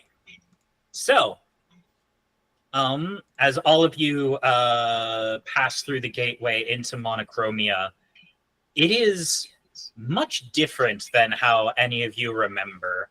The Monochromia where you once fought the Black Queen comprised mostly of this beautiful, elegant, like classical architectural palace of, you know, great marble pillars and onyx facades, and everything was this very menacing but very ornate construction.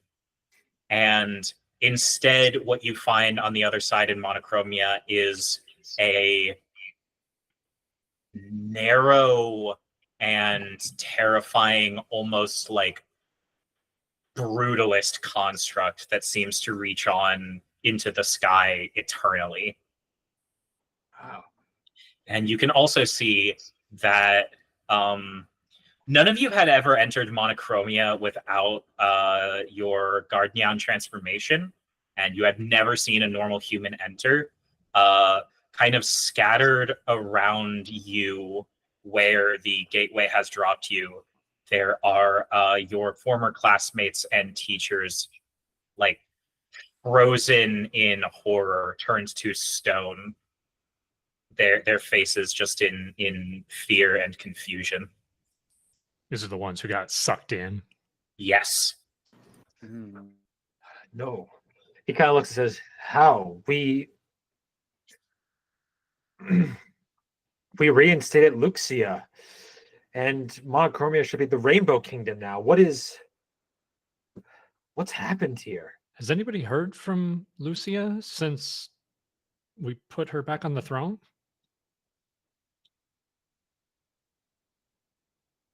I do not believe any of you have.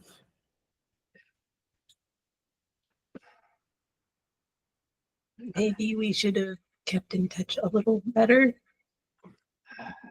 Oopsies. It's like, Well, I mean, there Uh, were other problems, I think, amidst the group, but maybe those are things that we need to talk about later. Yeah. Let's go kick some butt, you guys. right. Mm-hmm. All right. Let's say August will kind of, in an attempt for crowd control, we'll look to the others that says, "Don't worry, we will have this handled. All of you just stay together and stay safe, and yell if you see some, and yell really loud, and maybe throw up some flares or something. Make a sign if you see something really bad coming towards you."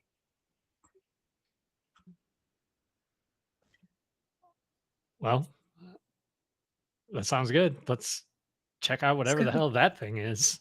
Mm-hmm. You are entering this kind of ominous construct. Mm-hmm. Yeah. The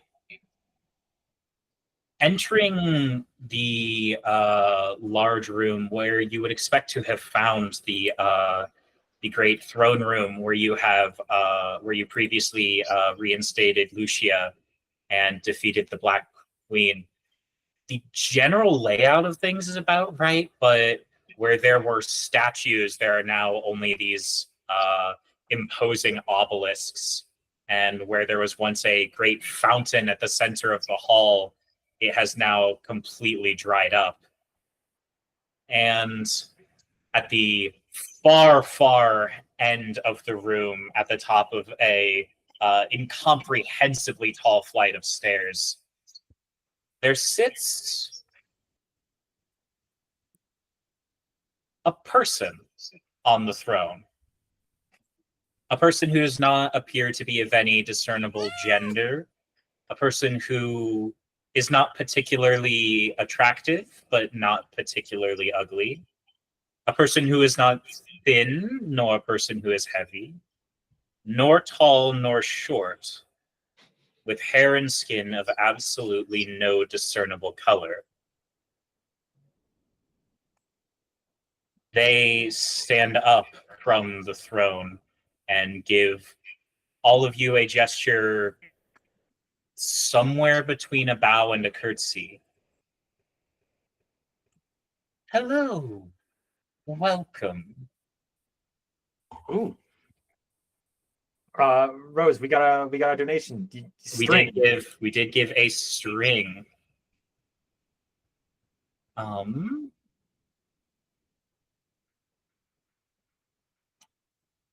Who to give a string to?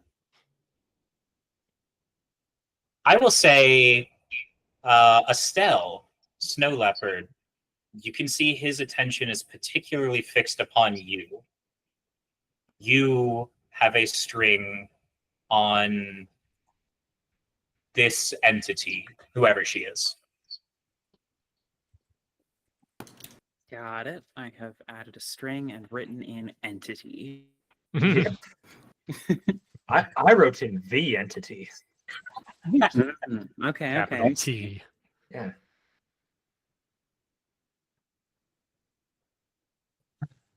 Forgive me, I forget myself. You may simply know me as the new ruler of Monochromia. I'm gonna keep the entity. That name's too long. Where's Lucia? Ah, yes, the Rainbow Queen. It's honestly a dreadful sight, you know. She tried her best to restore this world to its former glory, but disconnected from all of Earth, it seems that no color found its way back to Monochromia. Where you didn't answer her question. Where is she? Sorry, pardon the way I speak. Your queen, Lucia, is gone. What did you do to her? I have done nothing to her. I have only assumed my place at the throne in her stead.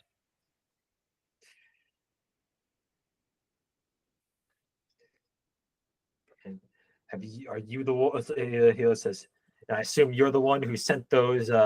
Sent the like. Sent those two. Sent those two squares after us. It gives just like a bit of a chuckle. Oh, did you like them? My finest new creations. Well, then it's like. Though, forgive me, hardly anything to the originals. He looks and says, if those are your best, then you're a worse inventor than Elon Musk. Jeez. Damn right.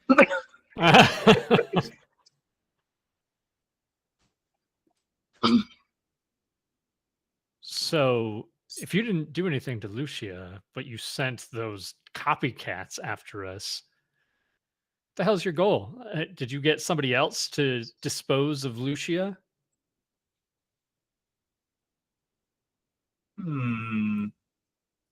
I think if you want to get any answer from this new ruler beyond what Zir has already given you, Yeah. you are going to have to figure them out. Any moves, rolls we can do for that? Figure out a person is a Figure move. you out. Yeah. Yeah. Oh, where's It's the one that I figure did out? on Tuxedo earlier. Right. Mhm. Right.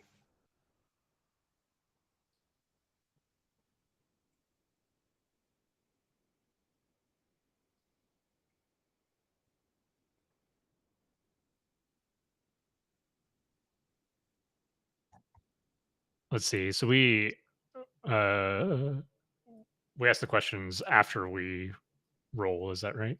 Yes.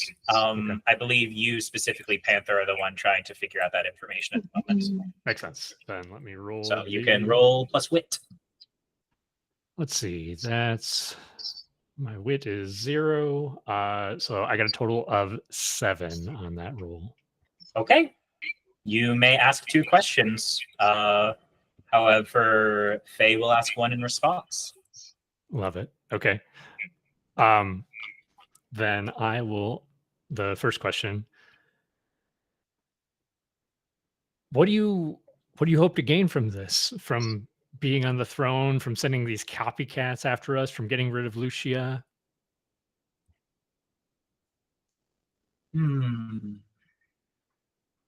I suppose on one hand, you could say that my goal is the same as my predecessors, the grand equality throughout all worlds. However, my tactics are a bit more absolute than the queen before me. She simply wanted to make everything in the world black and white, devoid of color. But you know, the truth of things is, even if you remove color, black and white are still categories to divide. I am here to remove all.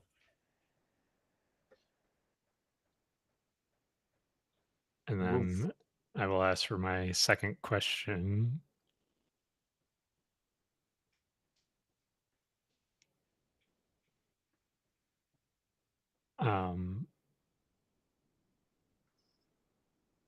Let's see.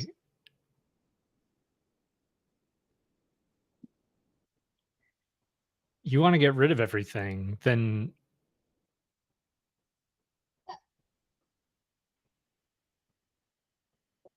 how I'm trying to think of the best way to word this. Then what do you feel?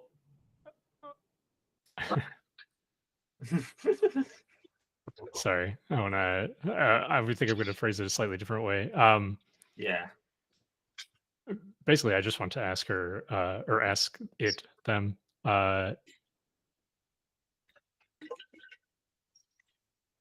If you're trying to get rid of everything, color and all, what happened to Lucia?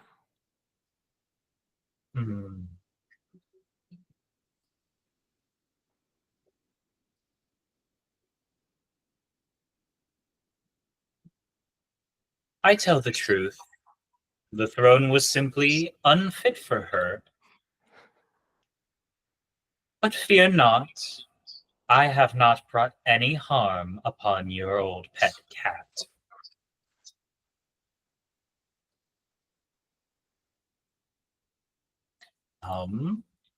And with your questions asked, A will get a question on you.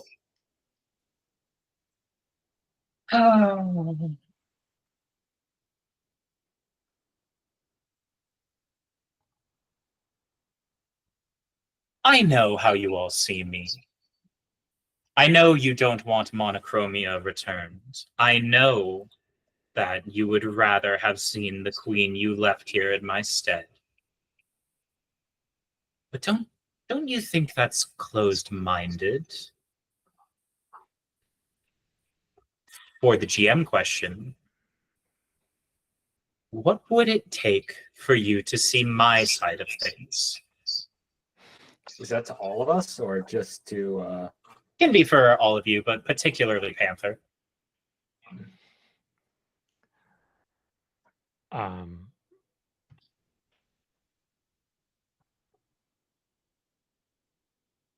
Oh, it's a tough question.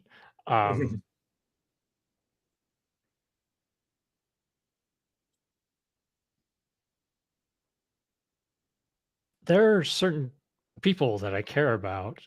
The people here are amongst them, and so is Lucia. I want to make sure that they, above everything else, are safe.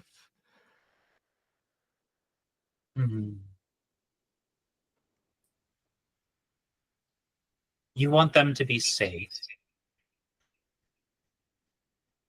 And what could be more safe than equality? It says, but are they? August will says, but are they happy?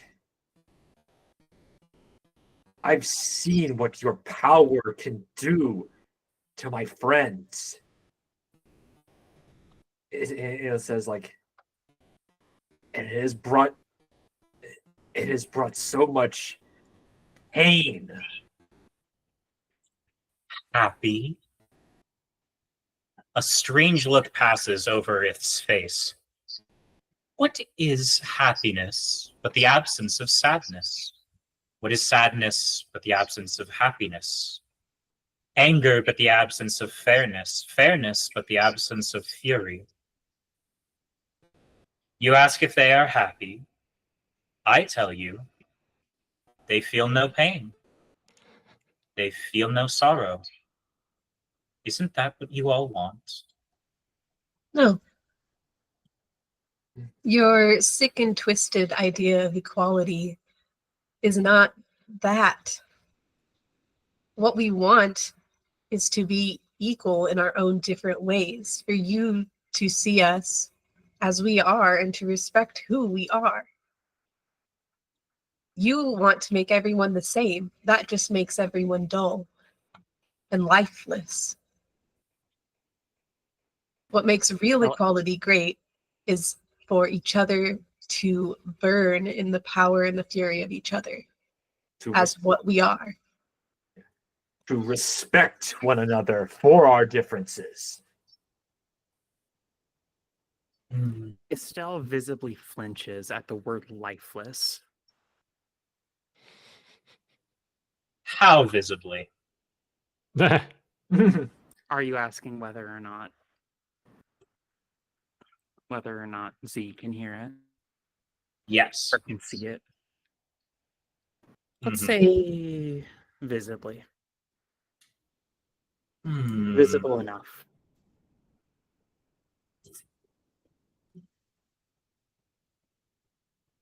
I think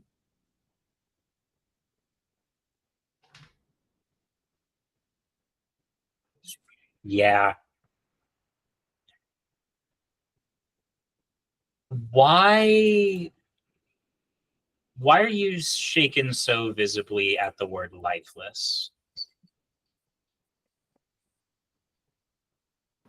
Because primarily the conversation seems to be regarding the concept of life, spirit, like humanity, for lack of a better term, being taken,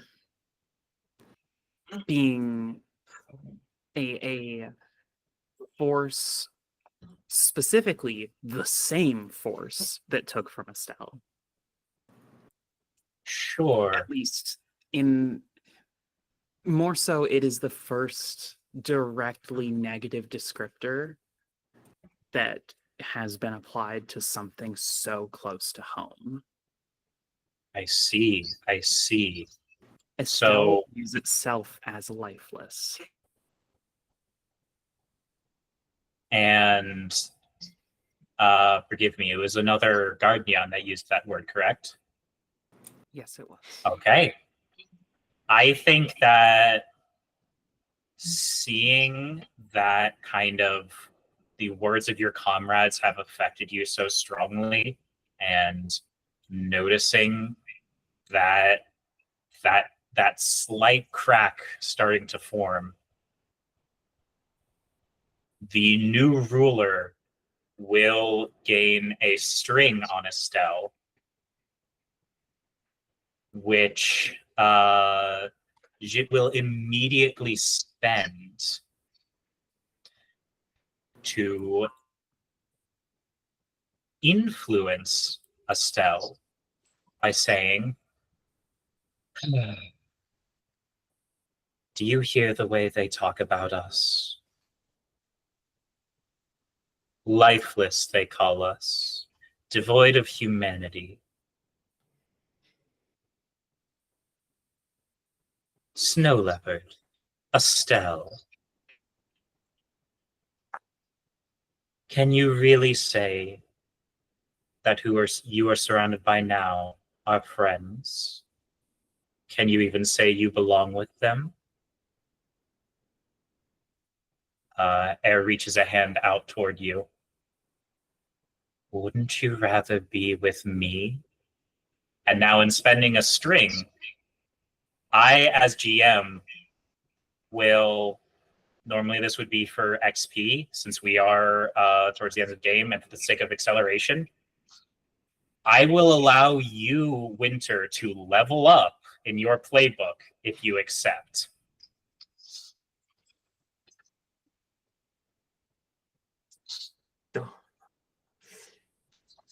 If I take This is our kingdom, is it not? I built it all in your image.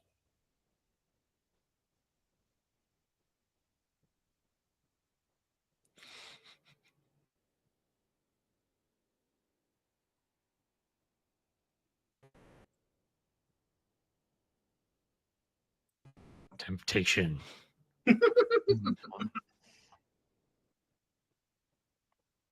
I think for the purpose of feeling like it belongs, for the purpose of feeling like its presence hasn't been of any benefit, it will take their hand. No. Okay.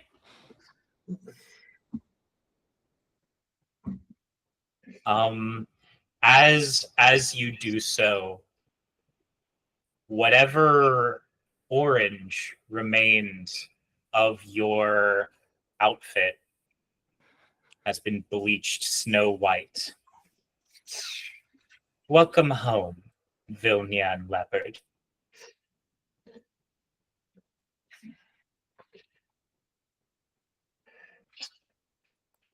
Viv, what's she doing? He will. August will immediately charge in and just say, "You get away from her!" It's like, and he will look and he will say, "I'm putting a stop to."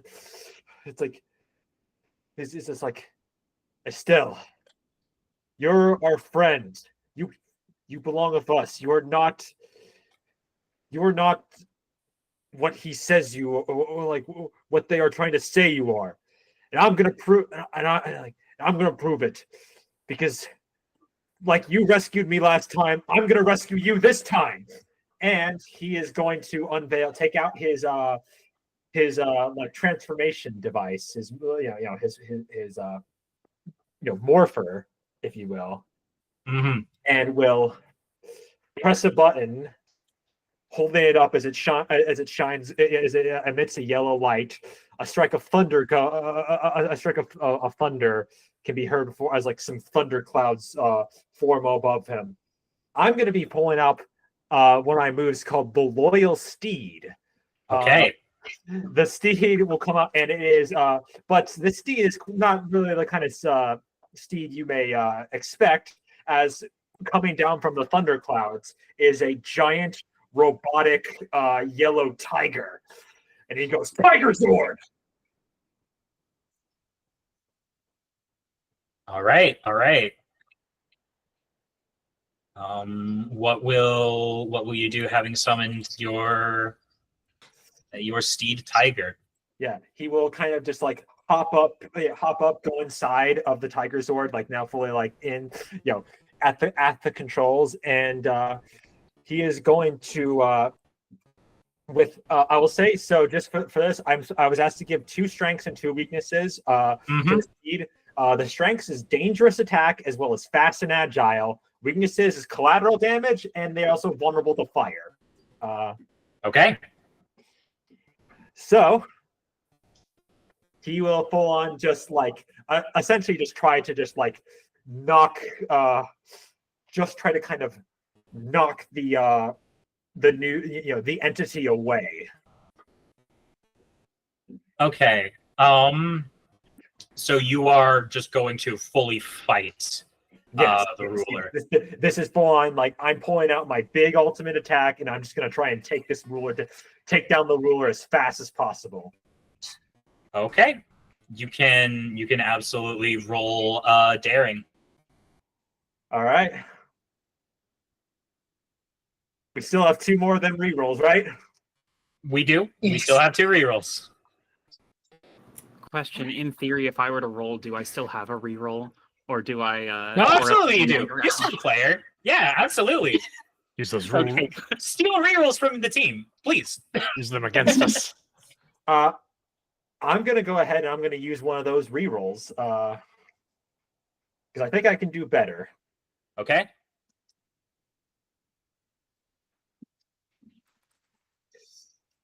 No, I cannot do better. It was a 7 before. Now it is a 5. Ooh. Hit me Okay. with it. The donation does say advantage, so I will count the 7 for the record. Okay. Oh. So on a 7 on fight, you are able to get 2 of the listed effects on the ruler. However, D will have 1 on you. Okay. All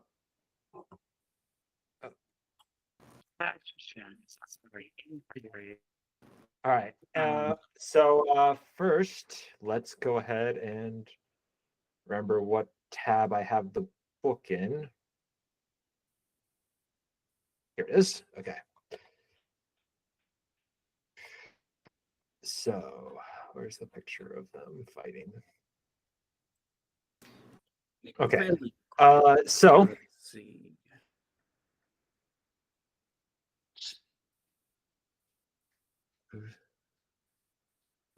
Sorry. Go on. no, I got it. So first, the obvious is inflict a condition upon them. Sure.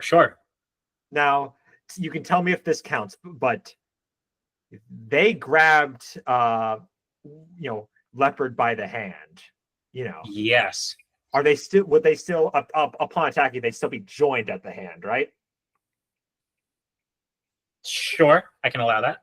What if can I use take an object from them and use it so I can almost kind of take her separate them and get her behind the Zord?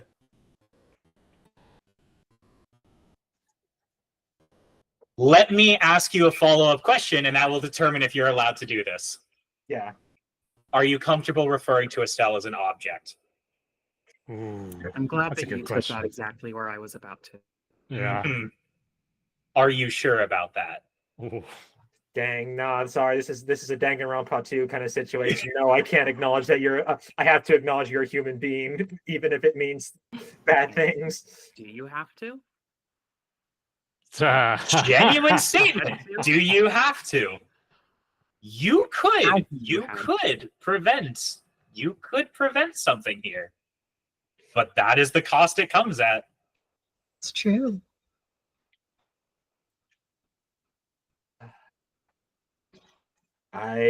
You are always free to say no. No, Okay. Am I allowed to choose something else? Yeah. If that's not going to be followed through on, you can absolutely go for something else. Okay, then if that's the case, I will. I'll just create an opportunity for an ally. Right. Okay. I think that your brash display of trying to interrupt something important going on has caused B to become angry. Mm-hmm.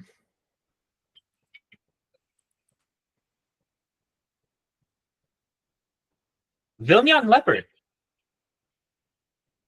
Yes. do you let that happen? Well, I have a couple things to say at least. So what is the intended outcome of this? What is He being the way done? from August's point of view, you are being corrupted, and the villain is taking advantage of you is taking advantage and trying to bring you over to their side and like basically like get you to kind of submit to the darkness in a Kingdom Hearts sort of way. And this is kind of sort of like, no, get away from her, and is this full on like trying to essentially like take out the entity separate and bring and take out the entity and kind of bring you to your or get them away from you so you can, in August's mind, come to your senses. Okay. So if what you're saying is you're going to basically just crash into the entity, like pretty much just like big giant robot tiger just coming in and just trying to. Okay. Well, you are right about collateral damage then, I guess. Yes. So I'm not just going to let it happen, at least. Because I think that I'm trying to think of what the best action related to this would be. I guess cutting words are a fight, right? Yes. But is this a reaction because it hasn't happened yet, or how does this? You got 3 strings on me, so you can use those. You can spend a string. True. Let me look at what I can actually do with that. You can offer him an EXP to do something, find out what it will take to get them to do what you want. Add 1 to any roll against them, or subtract 1 from any roll they make. Okay. Can I consider that what I'm saying right now is effectively spend a string to minus 1 roll? Sure. That'll get down from a partial failure. So. Yep. Believe me, I'm aware. Because I think the particular words that Estelle is going to use here is, now you're okay treating me like a person? This is the line you won't cross? Before, when I said I didn't want to be infantilized and you continued to patronize me, before, back when everyone was just shifting gazes and pretending everything was fine and normal, pretending like this wasn't happening to me the entire time, when one person has checked in on me in the last 10 years, now you're trying to pretend like you care about my agency? You hear just like from the voice of like the robot, like kind of like a projected voice. It says, I do.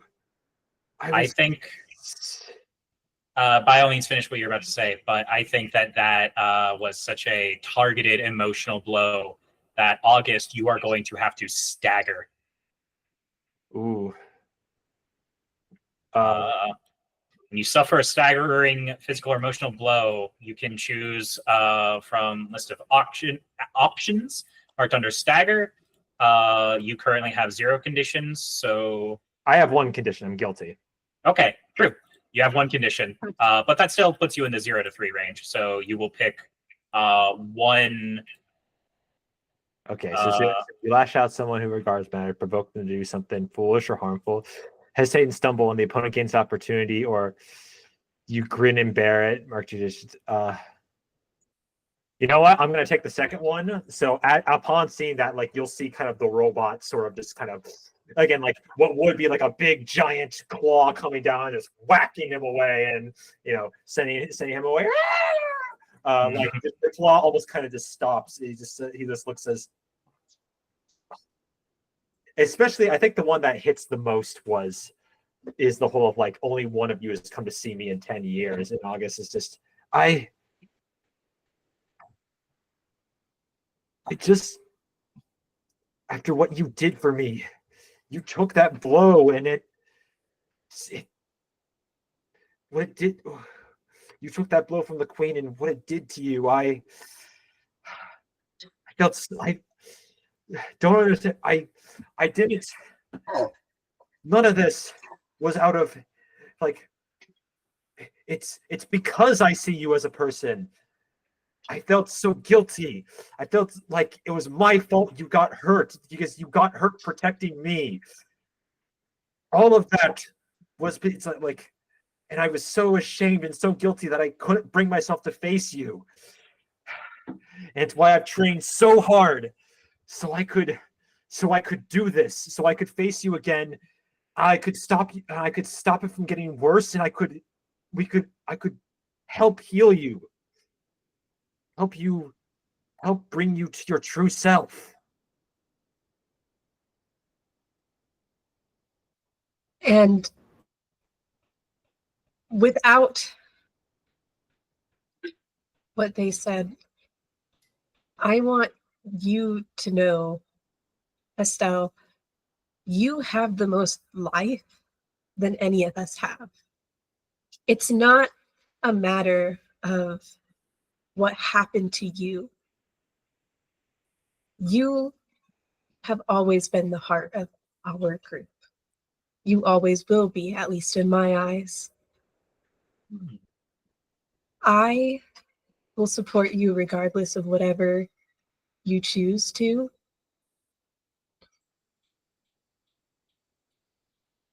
But I want you to know that your color never left.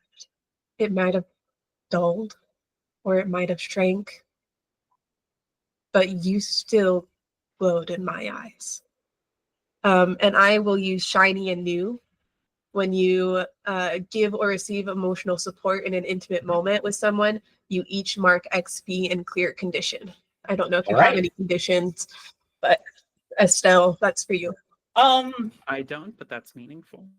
I will say that it may have been perhaps a bit accurate, and Estelle, feel free to tell me if this is right or wrong, but when taking the hand of the entity, it would make sense for you to be doing so out of a sense of any number of conditions: insecurity, hopelessness, guilt, what have you. Oh, yes.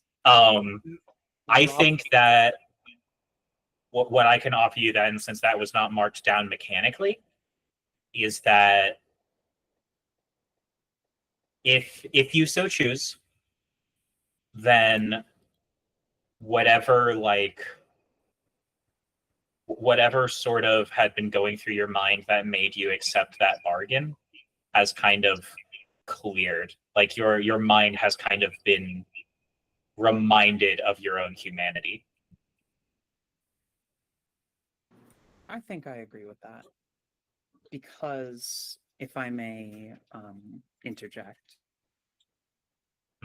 if Estelle may interject. Sure. None of this was because I felt like you failed me. It was that I failed you. I deserved to take that blow because I failed to plan. I failed to protect all of you. This was the only way that I could make sure everyone was safe. And, well, at that point, what good is a leader who can't lead? But you didn't fail. You saved my life. You, Estelle. Better. Estelle, you're my hero. And I just wanted to return the favor.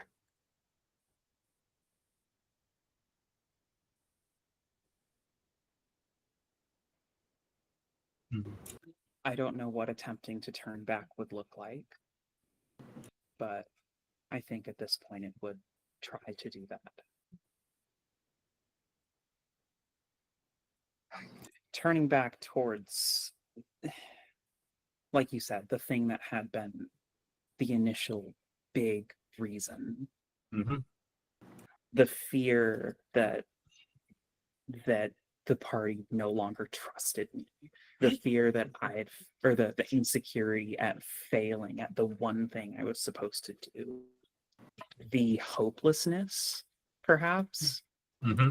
at feeling like whoever it was that everyone was friends with has been taken and I'm what's left.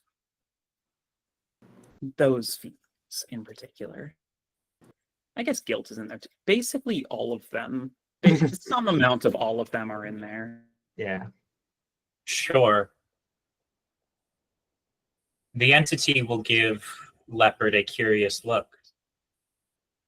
Are you refusing me?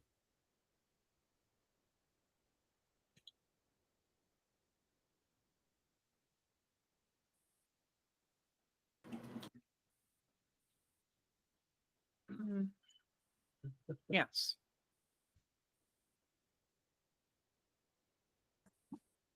Because you didn't offer me anything. In fact, you pretty explicitly offered me nothing, right? No pain, no joy, no sorrow, no anything. A meaningless gift for a meaningless decision.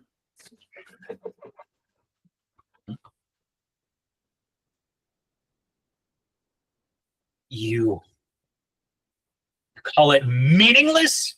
And Key will sort of like thrust her hand outward and kind of push you back down towards the others. Tiger Zord will attempt to catch you in its paw. Mhm.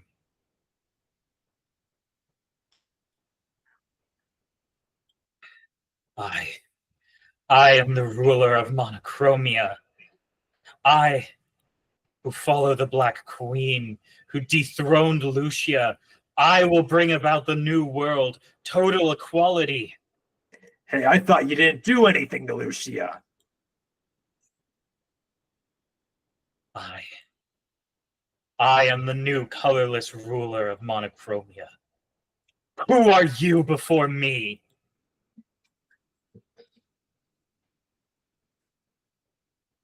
We're the Gardenians. Yeah. There it is. Yep. All right. I think ever be. I think now then is a good time for all of you then to get to formation for your final epic finishing moves. So then I will ask all of you, and you can choose to do so by individual contribution or as a group, but I want you to decide, how do you finally bring Monochromia to an end?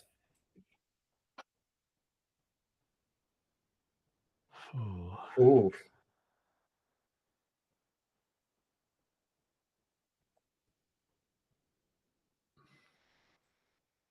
I have a out there idea, and I think I'm gonna run it by Estelle first, because it involves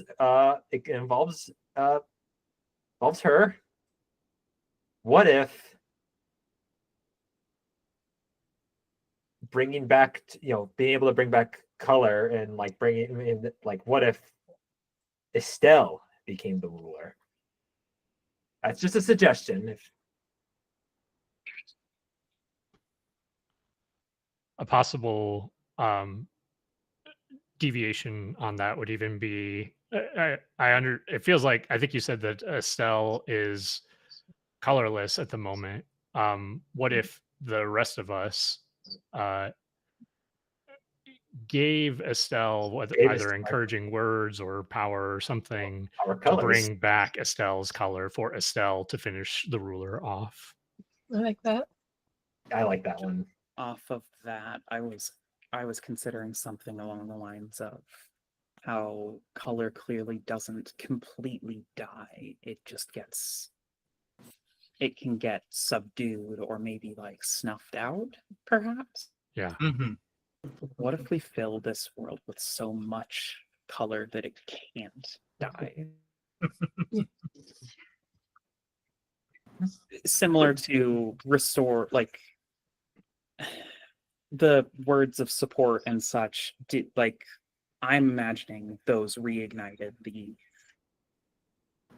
or at least started to. Mhm. And I think our own individual, creative finishers, our own individuality is what Monochromia was trying to get rid of in the first place, right? Yeah. Yes. I suppose us all doing our own thing separately together, I feel like would be a fitting end. All right. What do you all think? I like that idea. Okay. I will say, you absolutely can go through that. If you are comfortable with it, Estelle, I can still say, even though you all are doing your moves separately, the bright warmth and beauty and color of community will return to you if you allow it. What do you mean by that?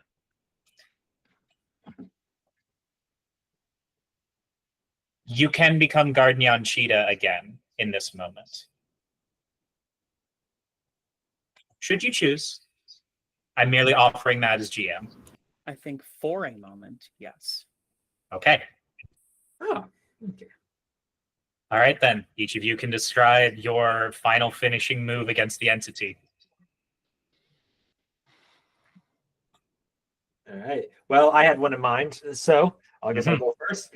I'll just go like after that, I'll just kind of hold out my thing, and it's like, all right, time for final blow.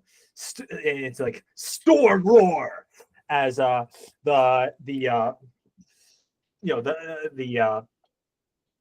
tiger zord will allow like a thunderous a thunderous howl into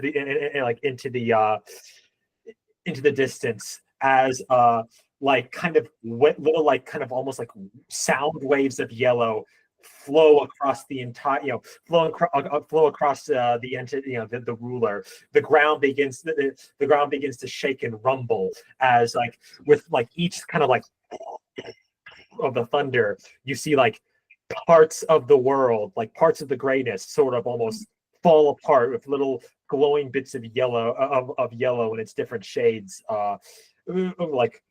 flowing below them, with finally collecting together and just firing off a bolt of lightning from its mouth straight at the entity.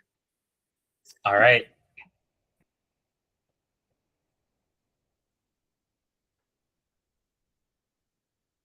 Sphinx, Panther, anything. Yeah. I will I've got an say- idea, but I want you to go first. Oh, okay. Classic. I think that Zephyra starts by her sword turns back into a guitar. She starts strumming out a song. She kind of turns to the three of you, says, let's see, Storm Tiger, you were someone I could confide in when I needed it the most. Snow Leopard, I've felt guilty that I never checked in on you over these past 10 years, and it's been eating me up, but I'm glad to be here with you now. And turns to Sphinx and says, Sphinx, that kiss that we shared meant more to me than you probably realized. And I was scared. And that's why I disappeared. And as Zephyr finishes playing music along with these words the whole time, you see flames shoot out from Zephyr's feet, riding down the floor, painting it with reds and blacks, and Mhm. shooting up the ruler, painting part of the ruler in reds and blacks, as well as the throne behind. That'll be my move. Okay. At Zephyr's remark, she'll look back at her and go, I'm sorry too. I didn't know who I was back then, but I do know who I am now, and I have always been smitten with you. I am smitten with you, and I love you. And she will also kind of turn to the rest of the group. If we're going to fill this world with color, we might as well use a rainbow. And she is going to extend her arms and make up into the sky using August's thunderclouds and make it rain. So Beautiful. cool. Beautiful. All right. Cheetah, bring us home. All right, I think Estelle's going to turn back to the group for another moment, and you can see the lining of the jacket is glowing again. The like shattered pattern over the front of that hood, over the front of the jacket, is like glowing like a hot orange, and it says, I thought that I had lost the one thing that made me important. The thing that, the only reason that I had to continue to know and be friends with and love all of you. And that is what has hurt the most over these last 10 years.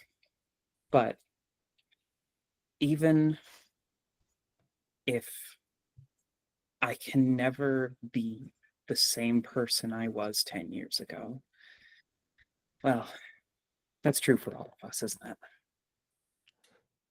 I mean, and I still have a rendering right now. That's going to be enough. And we'll kind of draw her rapier again, and extending from the tip is kind of a maybe a like a long blade of energy, a long like golden blade of energy that she will like, I guess, run forward in a blaze of like leaving illusory like blazing footsteps on the ground and attempt to kind of stab. All right. I guess. Get him. I think that as soon as this overwhelming force of thunder and fire and rain, this beautiful blinding rainbow, these oranges and yellows, blacks, reds, turquoise, everything colliding on the entity, pierces directly through his chest, and all of the world around you erupts in this blinding technicolor light of every single color of a rainbow, even colors that have yet to be seen, explode outwards. And the only parting word that the entity leaves you all with is, was I so wrong to exist as me?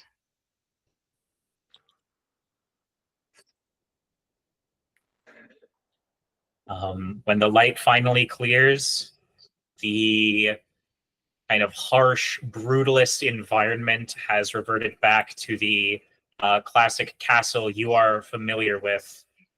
And the wonderful, ornate statues have returned. The fountain in the center is overflowing with water that glistens in the light coming from just every direction. And from above, where the throne is sat, you can hear a familiar voice.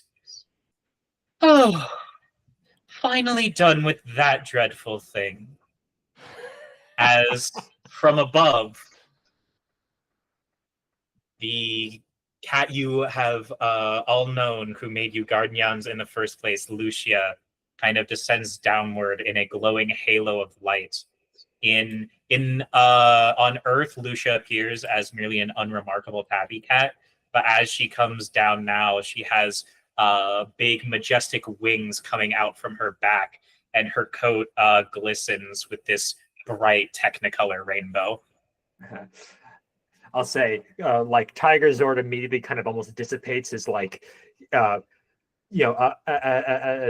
Storm Tiger just like immediately just kind of gets out, and it's just, it's just full on like, it's just like, it's you, Lucia, and it immediately is just like running to kind of just hug her. She kind of accepts it gracefully, but has a bit of a questioning face. Forgive me, have we met? He's like, he kind of like puts her down and says, yeah, you knew me as April, Guardian Tiger. I got some, well, let's just say I'm a bit more mean now. I've been taking some testosterone and it changed my cat ears. And I love what it's done to your uniform. Yeah, I mean, you knew I always hated those skirts you made us wear, so. It's glad to see you finally being yourself. Yeah. Hey, speaking of which, you should also see, I've got my own, I've got someone kind of, similar to you who's got my powers. You ever meet a guy who's got you ever meet like a floating head? A floating head? Yeah. A floating blue head that's just that kind of speaks in echoey voice. That took me a minute. Afraid I don't know what you're referring to. Well, how about his how about his fun little robot sidekick? Lucia is just going to give a bizarre look to the rest of you. Is he always like this now? He's like, I'll have to introduce the two. I'll have to introduce you. You guys, yeah. It's just like, you know what, you guys should come down to my base sometime.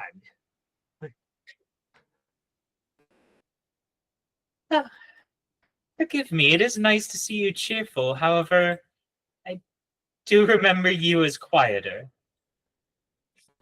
Not that it's a bad change. Well, you should. I mean, from what I remember, you would always tell me to quiet down after I was, kicking the walls when we were doing our kung fu movie marathons. Of course. How can I forget? Lucia will turn her attention to Viv and Zephra. You two, so nice to see. And will give a particular pointed stare to how close the two seem to be. I think Zephyr at this point has kind of like grabbed Viv's hand and intertwined her fingers. Mm-hmm. Aw. Oh, they grow up so fast. We were worried about you. Although I guess this kind of catastrophe has brought us all together.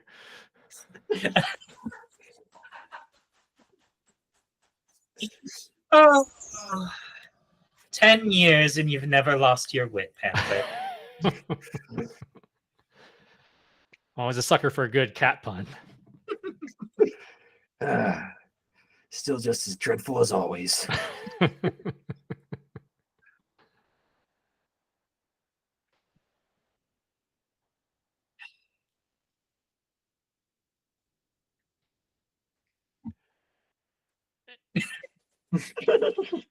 Dan says we're going to get negative donations for that. Oh God. There you go. Have some money back. Excellent. Oh. Damn. Too late.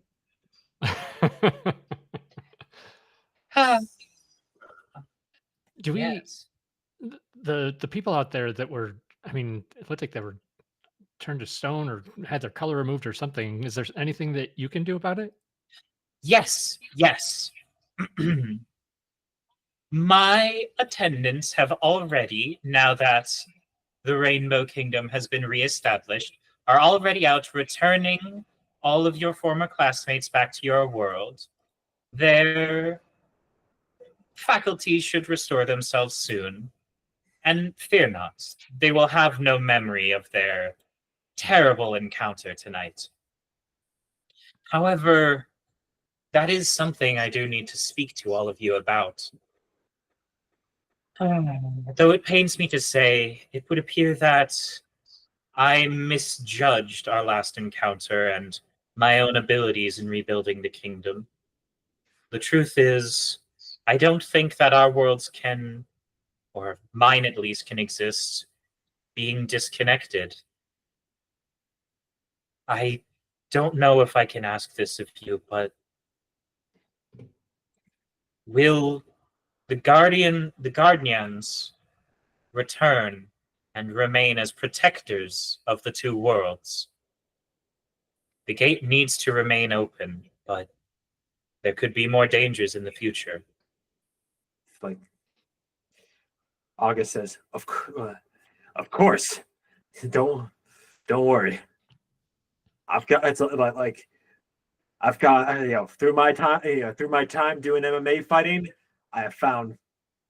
Don't worry. There's four more fighters with attitude that'll be willing to protect at a moment's notice. Zephyr kind of like still holding Viv by the hand, like looks to Viv. There's excitement in Zephyr's eyes, and she's like, "Is that what you want?" Well, there are some very important people that need me back home. It would be such a disappointment to them. Of course, it's what I want. Like smack you in the arm, like, "Don't mess with me like that." If I'm gonna be with you, you should expect it by now. It's one of the things that I love about you. Look to Estelle, like, "Are you joining us?" Well, I may not, like I said before, I suppose. I'm never going to be Guardian Cheetah again. That doesn't mean I'm no longer a Guardian, though. I think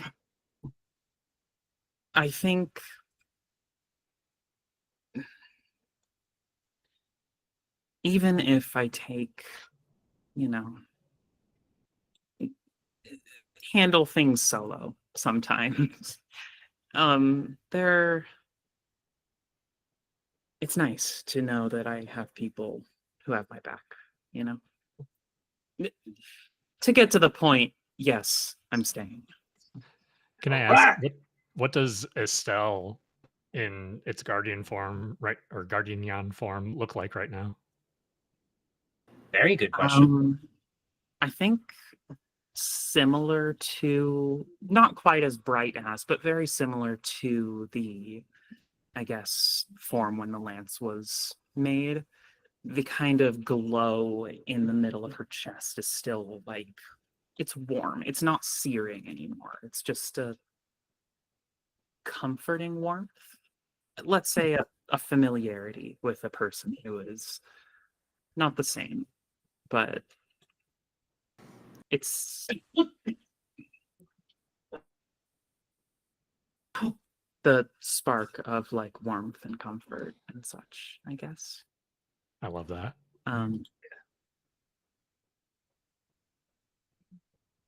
I'm different, my powers are different, but I'm still me, and I'm still going to fight alongside you all if you'll have me. Of course. That's all we can ask. Again, Lucia, you talk about being different. It's like, some might argue I've changed even more than you have over the past few years. Yeah, I can't disagree with you on that one.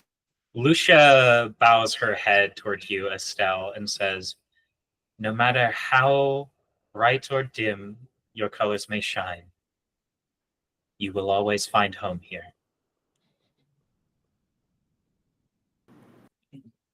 Thank you. The And band is back together. Yeah.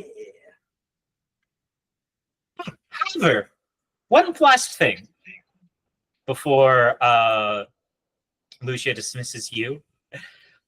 While I would love to join you back on Earth, I'm afraid my responsibilities as Queen of Rainbow Kingdom keeps me firmly seated in this throne.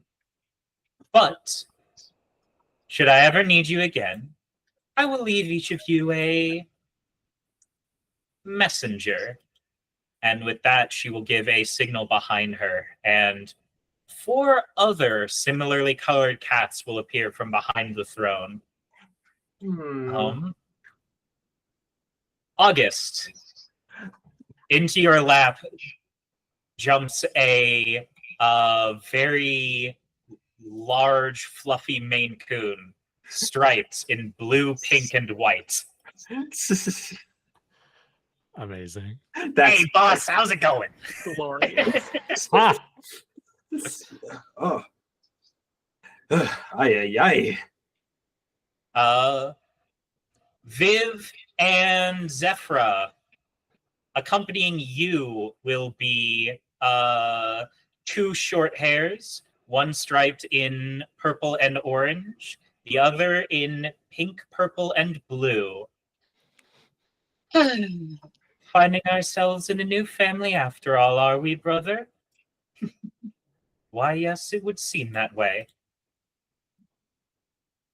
And Estelle, very shyly approaching your feet, is a small but resolutely built little kitten, painted yellow, white, purple, and black. Hello. Hey there. Yeah, I'm gonna like reach out a hand or I guess reach out both hands and offer it a place to hop up if it so wishes. It will. Lucia gives one final bow to all of you. Farewell, Guardians, and thank you. And unless anyone has any final remarks, that will be the end of our session. Everyone jumps in the air, clicks the heels, and it pauses. Yeah. Yeah. And of course, this is a one-shot, but were we playing longer, everyone, of course, would be getting XP for Viv and Zephra confessing their feelings, for August's defiant blow against the entity as a blow against oppression, and many of you all's leaps into danger with daring and panache. Thank you all so much for joining me. This has been great. Yeah. So let's do another little lap around the people. Just remind people who you are and if you have anything you want to pitch out there. And we'll start with Rosie again. Yes, sure. My name is Rosemary. You can find my music and weird YouTube videos and my podcast with Joanna that we do about Pokemon movies called Cinnamon on Rose Gold on Bandcamp and YouTube. Nice. Yeah, I guess I'll again jumping off from that. I am I'm Joanna. You can find me at writing with Joan on Blue Sky is where I'm mainly active. It's where I also have links to a lot of my writing. You can also just check out I have a lot of my writing linked on my website, writingwithjoan.com. And again, big thing is do come back here tomorrow at noon around Mountain Time. Do come back tomorrow. I'll be showcasing my own tabletop role-playing game that I've been working on with Rosemary. I'll also have another one of the creators in the game as well. But yeah, so card heroes. If you like card battlers, if you like Yu-Gi-Oh, Bakugan, or if you played a trading card game like Magic or Pokemon, this is one that all conflicts are resolved by card games, and it's a lot of fun. We've been working on it for a long time, and I'm excited to finally show it off to the to show it off to the world. So definitely tune in tomorrow. Check that out, and maybe throw some donations our way as well. Yeah. I love how many trials we've had on this thing over the years. Let's go with Misha next. Hi, I'm Misha. It's been lovely to play with all of you guys. Unfortunately, I have no socials, so I guess you're just going to have to wait until next year to catch me. Yeah. We'll be glad to have you back. Todd. Hi, I'm Todd. You can find me online everywhere as DM Todd Bloom. I'm a professional game master. DMToddBloom.com. You can find all my links and social stuff there. And it has been a blast playing Thirsty Sword Lesbians with everybody. Mm-hmm. And last but definitely not least, Winter. Well, again, I'm Winter. I don't really have anything particular to pitch or to get any eyes on, but I thank you all here for playing and everyone else who was, watching along and donating. But yeah, it's been a blast. I'll be here next year. One more shout out. I just also want to shout out Rosie for letting me borrow this oversized leather jacket for my costume. Yeah. This You're thing welcome. is Very nice. Oh, yeah. All right. Catch us next in about an hour. We will have Blades in the Dark with Josh from the Heroes Die podcast. So see you then. all right. Bye. Bye. Bye-bye.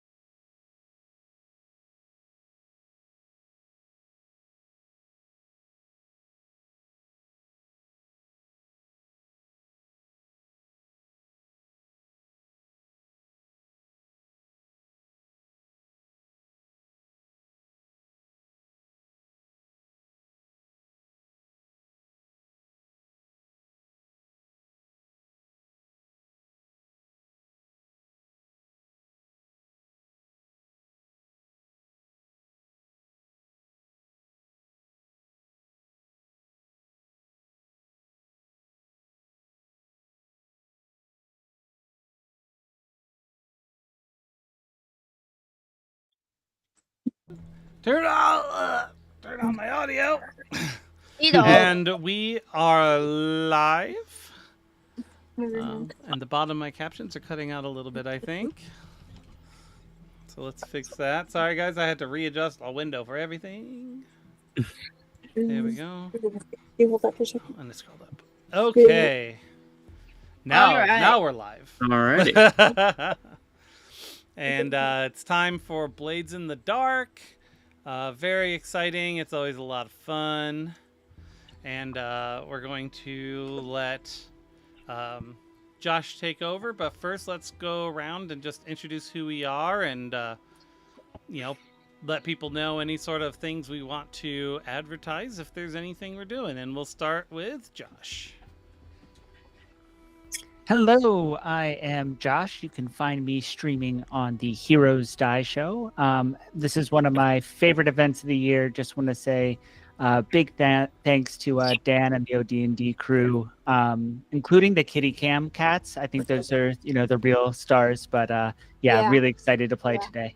They're going to probably be up for adoption sometime next week, and they just started a BOGO, so $90, 2 cats. All right, Sasha.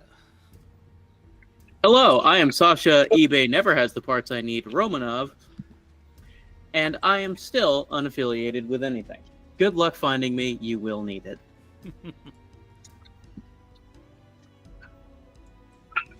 And Garoth Stewart the Third. Hi. I'm Caden. And he's my unfortunate nephew. And I don't know which direction the unfortunateness goes. Both of them? Both ways? Fair enough. Sure. I'm Dan. I kind of created this in the OD&D podcast. I'm a co-host of all of that stuff. So, check out the OD&Dpodcast.com. And I'm really having a lot of fun. And let's donate. I want to get to at least 700 today. Let's do it. Yeah. Kitties. Aiden. I am Aiden, and there we go. Ooh, we got video now too. Yay. Spoil us. Whoa, whoa, whoa, whoa. There he is. Yep. Okay. I'm Aiden.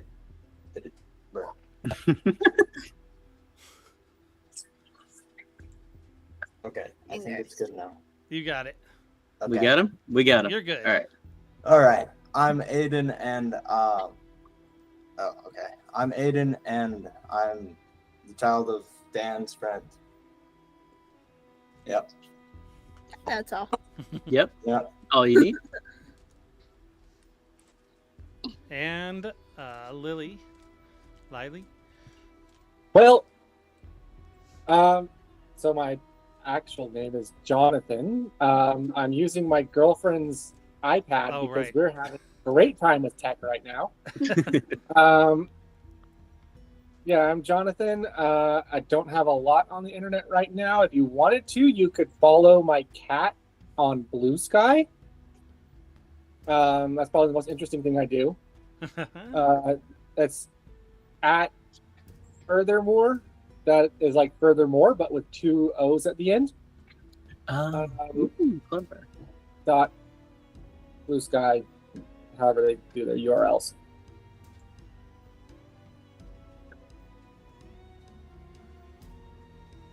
I didn't rename the stream. Should probably do that. Not Go Crashers anymore. No.